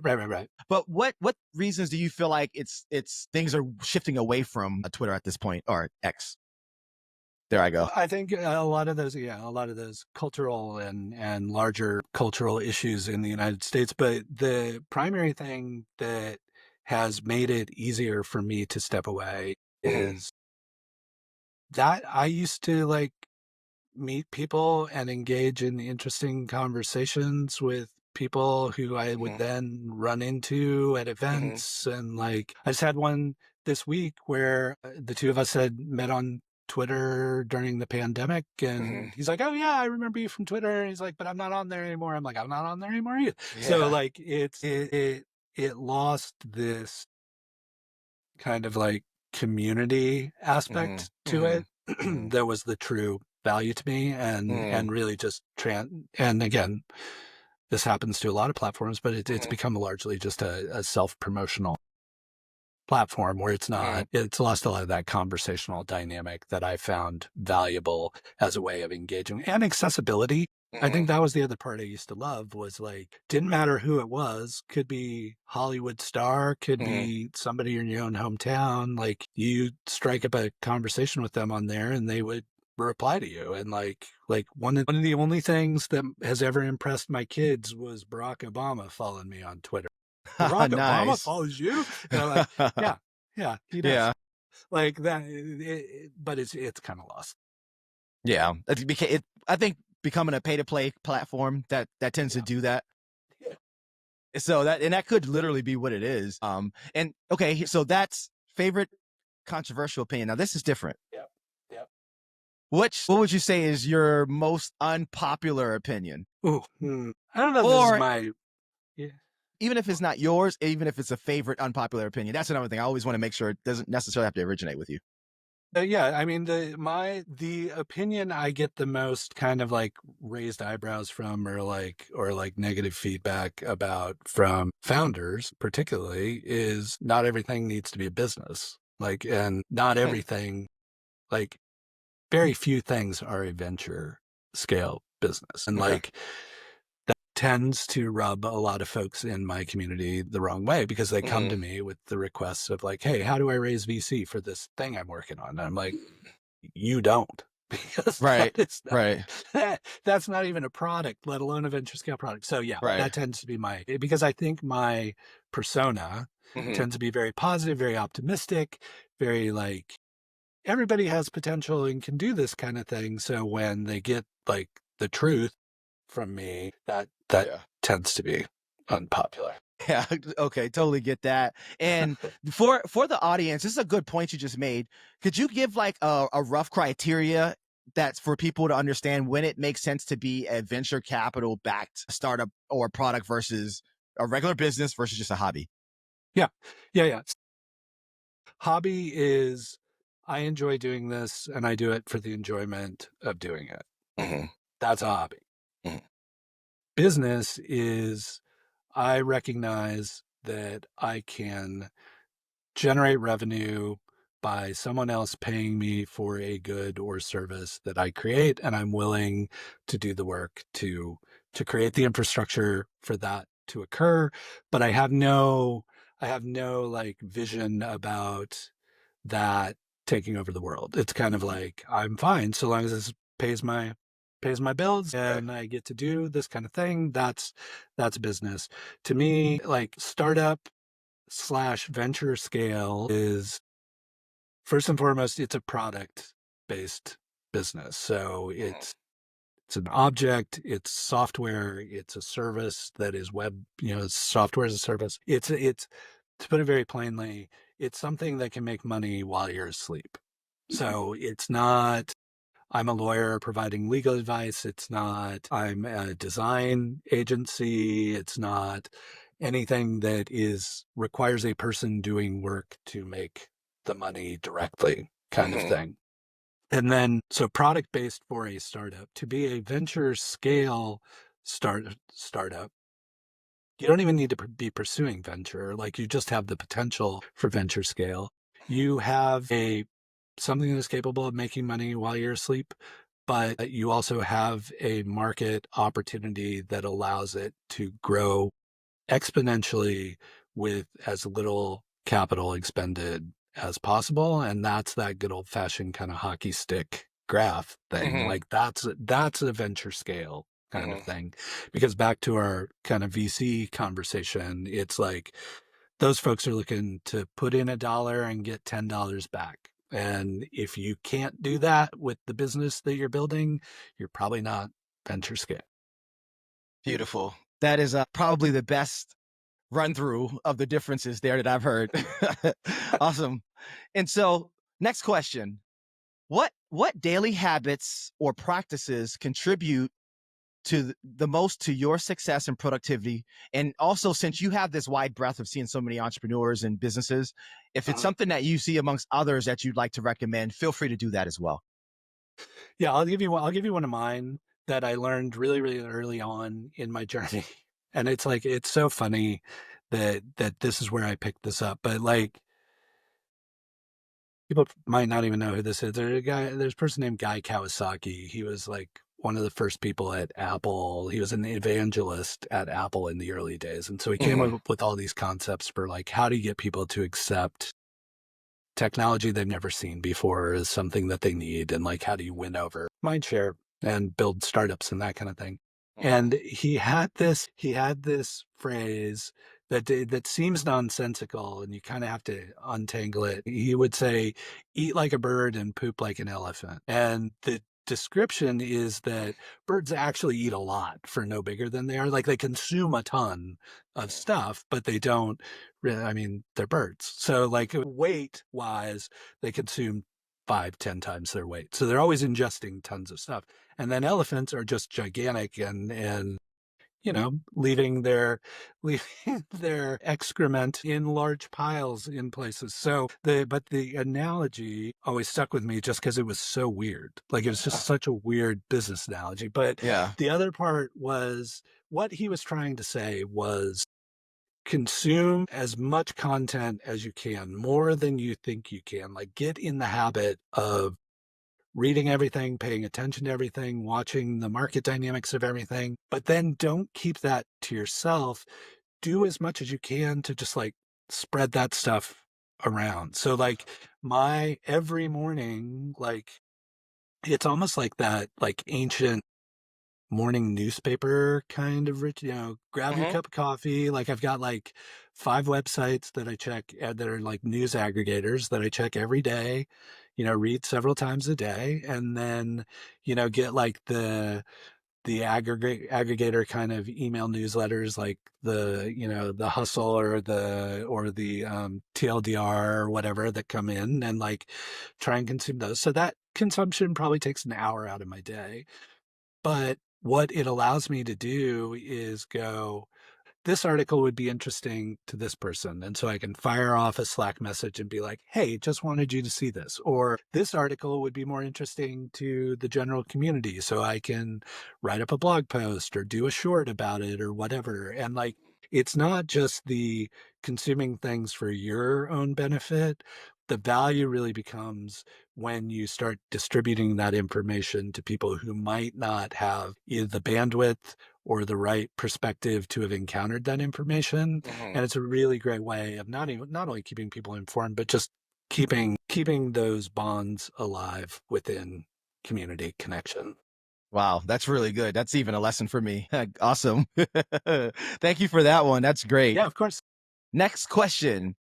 What is the most impactful book that you've read that you recommend to others? Asking an English major about books is always a challenging question. I will say that I'll give you a couple, like and I'll keep them startup focused because there are other books that I love that I read all the time over and over, but probably not as good for this audience. I think given how much we've talked about venture, there's a book called Venture Deals by Brad Feld and Jason Mendelson that basically decrypts all of the lexicon and how funding works and all those kind of things. And like, I literally reread it like about every 6 months or so just to keep myself fresh on like terminology. Cause as I said, like VCs do this stuff every single day. Like you need to be up to speed on what they're saying and what they're trying to pull in their terms and that kind of thing.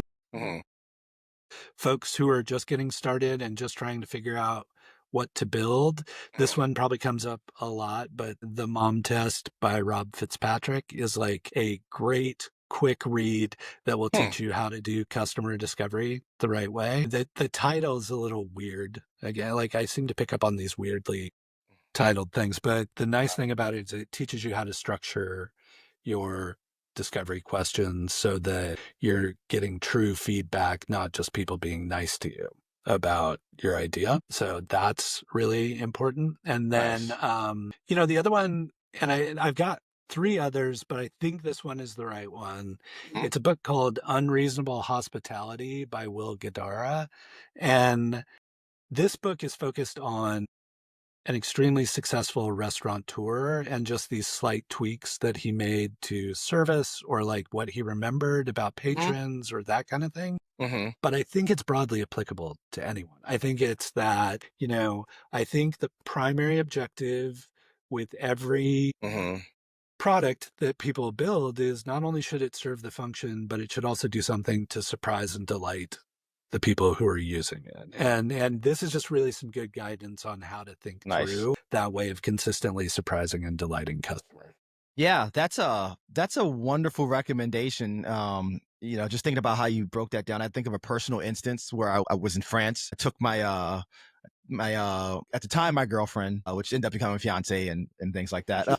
I took her to a place called Chateauise. It's a big it's a castle village over Monaco, and we went to the top restaurant there. My first time 5-star fine dining. I saw a table on a balcony overlooking everything. And I asked it if I could book that table, and I would book as far in advance as possible, as long as I was in France, right? So I was there for about a month. And they said to us, "Oh, you have to stay in the adjoining hotel to get that table." Right. And you can't even pay for it. And they heard the disappointment in my voice. I didn't, I didn't say anything else. I was like, "Oh, okay. All right. Well, and they caught that. Well, after the first maybe 10 minutes, they say, "Hey, we have a really huge surprise for you. So you're going to have to get up and move." That's kind of weird. That was actually discomforting, right? I was like, "Why do we have to leave our table?" Right. Like literally there's like celebrities around, and I feel like we're getting called out. They took us to that table and surprised us. And this evidently, this table, you have to have like the $5,000 rooms there, right? The suites to get that table. And they remembered that disappointment in my voice. And they actually made arrangements for us to finish our meal there at more than half of it. That's amazing. Yeah. That's awesome. And that obviously I'll never forget that. You always remember that. Always. And it's just those small things. Like, it's not hard. It's just being thoughtful and intentional at the right time can make you unforgettable. And like, that's absolutely. what that book is so good at helping people think through. Wow. That sounds great, because I have that personal story, and I'll never forget that. So be that person who gives that personal story to everyone. Exactly. And that's obviously the best way you can ever treat a customer. Right. Awesome. All right. So we are getting to the end of the podcast. We have 2 more questions, and then we'll go rapid fire on these, and we'll wrap it up. So we kind of touched on this about common myths about entrepreneurship. But I'd like to ask you about community building, because you're obviously a wonderful community builder specifically. Like, that's obviously a skill set of yours. What would you say is a common myth or something that's very misunderstood about community building that you'd like to debunk, or at least clarify for the audience today? Yeah. My favorite one is that community has to be built. And by that, I mean, community already exists. Like, the community already exists somewhere. Like, it may not be self-aware, it may not be terribly organized, but your job, like, I always think of it more as community maintenance. Like, it's there. It may be running really well and may just need some fine tuning and finessing. It may be completely disparate and in need of substantial repair before it works well. But like, I always worry about community organizers thinking they have to build something from scratch. The ingredients and people and community are already there. And then like the kind of add-on there is back to our earlier conversation, like, just show up to things that are already happening. I see so many community builders who are like, well, I'm going to program this thing and I'm going to make everybody come to me to do my thing. And like, the real secret is you don't really have to do your own thing. You just have to show up to everybody else's thing, and you'll have far more impact and engagement than trying to do your own. Awesome. That's a really good lesson there. Really good, really good response. Awesome. I love it. Okay. So last and final question before we wrap things up. What would you say is your personal mantra or philosophy that has guided you throughout your business and life? This one is, I may be wrong. So like, I've heard different I was trying to go through which flavor I should use. I have a mentor who had one that said, they might be right. But for me, it's I might be wrong, because I think, we all get through that phase in our lives where we know everything and we're very confident about knowing all the things. And so it really helped me at that point to be like, I might be wrong about this. Listen to other people. Like, don't get all in your head about being right about it. But over time, it's also kind of had this paradoxical effect of also giving me the confidence to speak my opinion. Because if I'm comfortable with the fact that I might be wrong, even when I share my opinion and it's proven I'm wrong in that perspective, then it gives me the opportunity to work on that and kind of improve in that regard. So for me, it's always, no matter what I'm saying, no matter what I'm discussing, always at the back of my head is like, I might be wrong about that. Right. No, that's really good. You know what that really boils down to, and I talk about this a lot. It seems like there's a disparity of the skill set. The closer something is to someone and the more important it is to them, there's a disparity or a delta between the skill set of being able to take the information that you have and you believe in, and then versus being able to react, ingest, and process and apply Right. new information. Right. And I think your personal mantra is like the way to objectively do that. So awesome. I think that is a wonderful answer. We really, really appreciate you, Rick, coming on the podcast. Of course. Yeah, no, Obviously, I appreciate the time. This has been yeah. great. Awesome. And obviously Portland appreciates you in the Pacific Northwest and even people in London, right? You guys built a playbook for them, right? So you're doing things. The UK too. Yeah, that's awesome. So this wraps up our final segment. I want to start out by, again, showing my appreciation to Rick before we part ways, because it has been a wonderful conversation, and I'm sure the audience really appreciates it as well. And to all the viewers out there, remember to like and subscribe so you'll be the first to know the next time an episode goes live. Boom.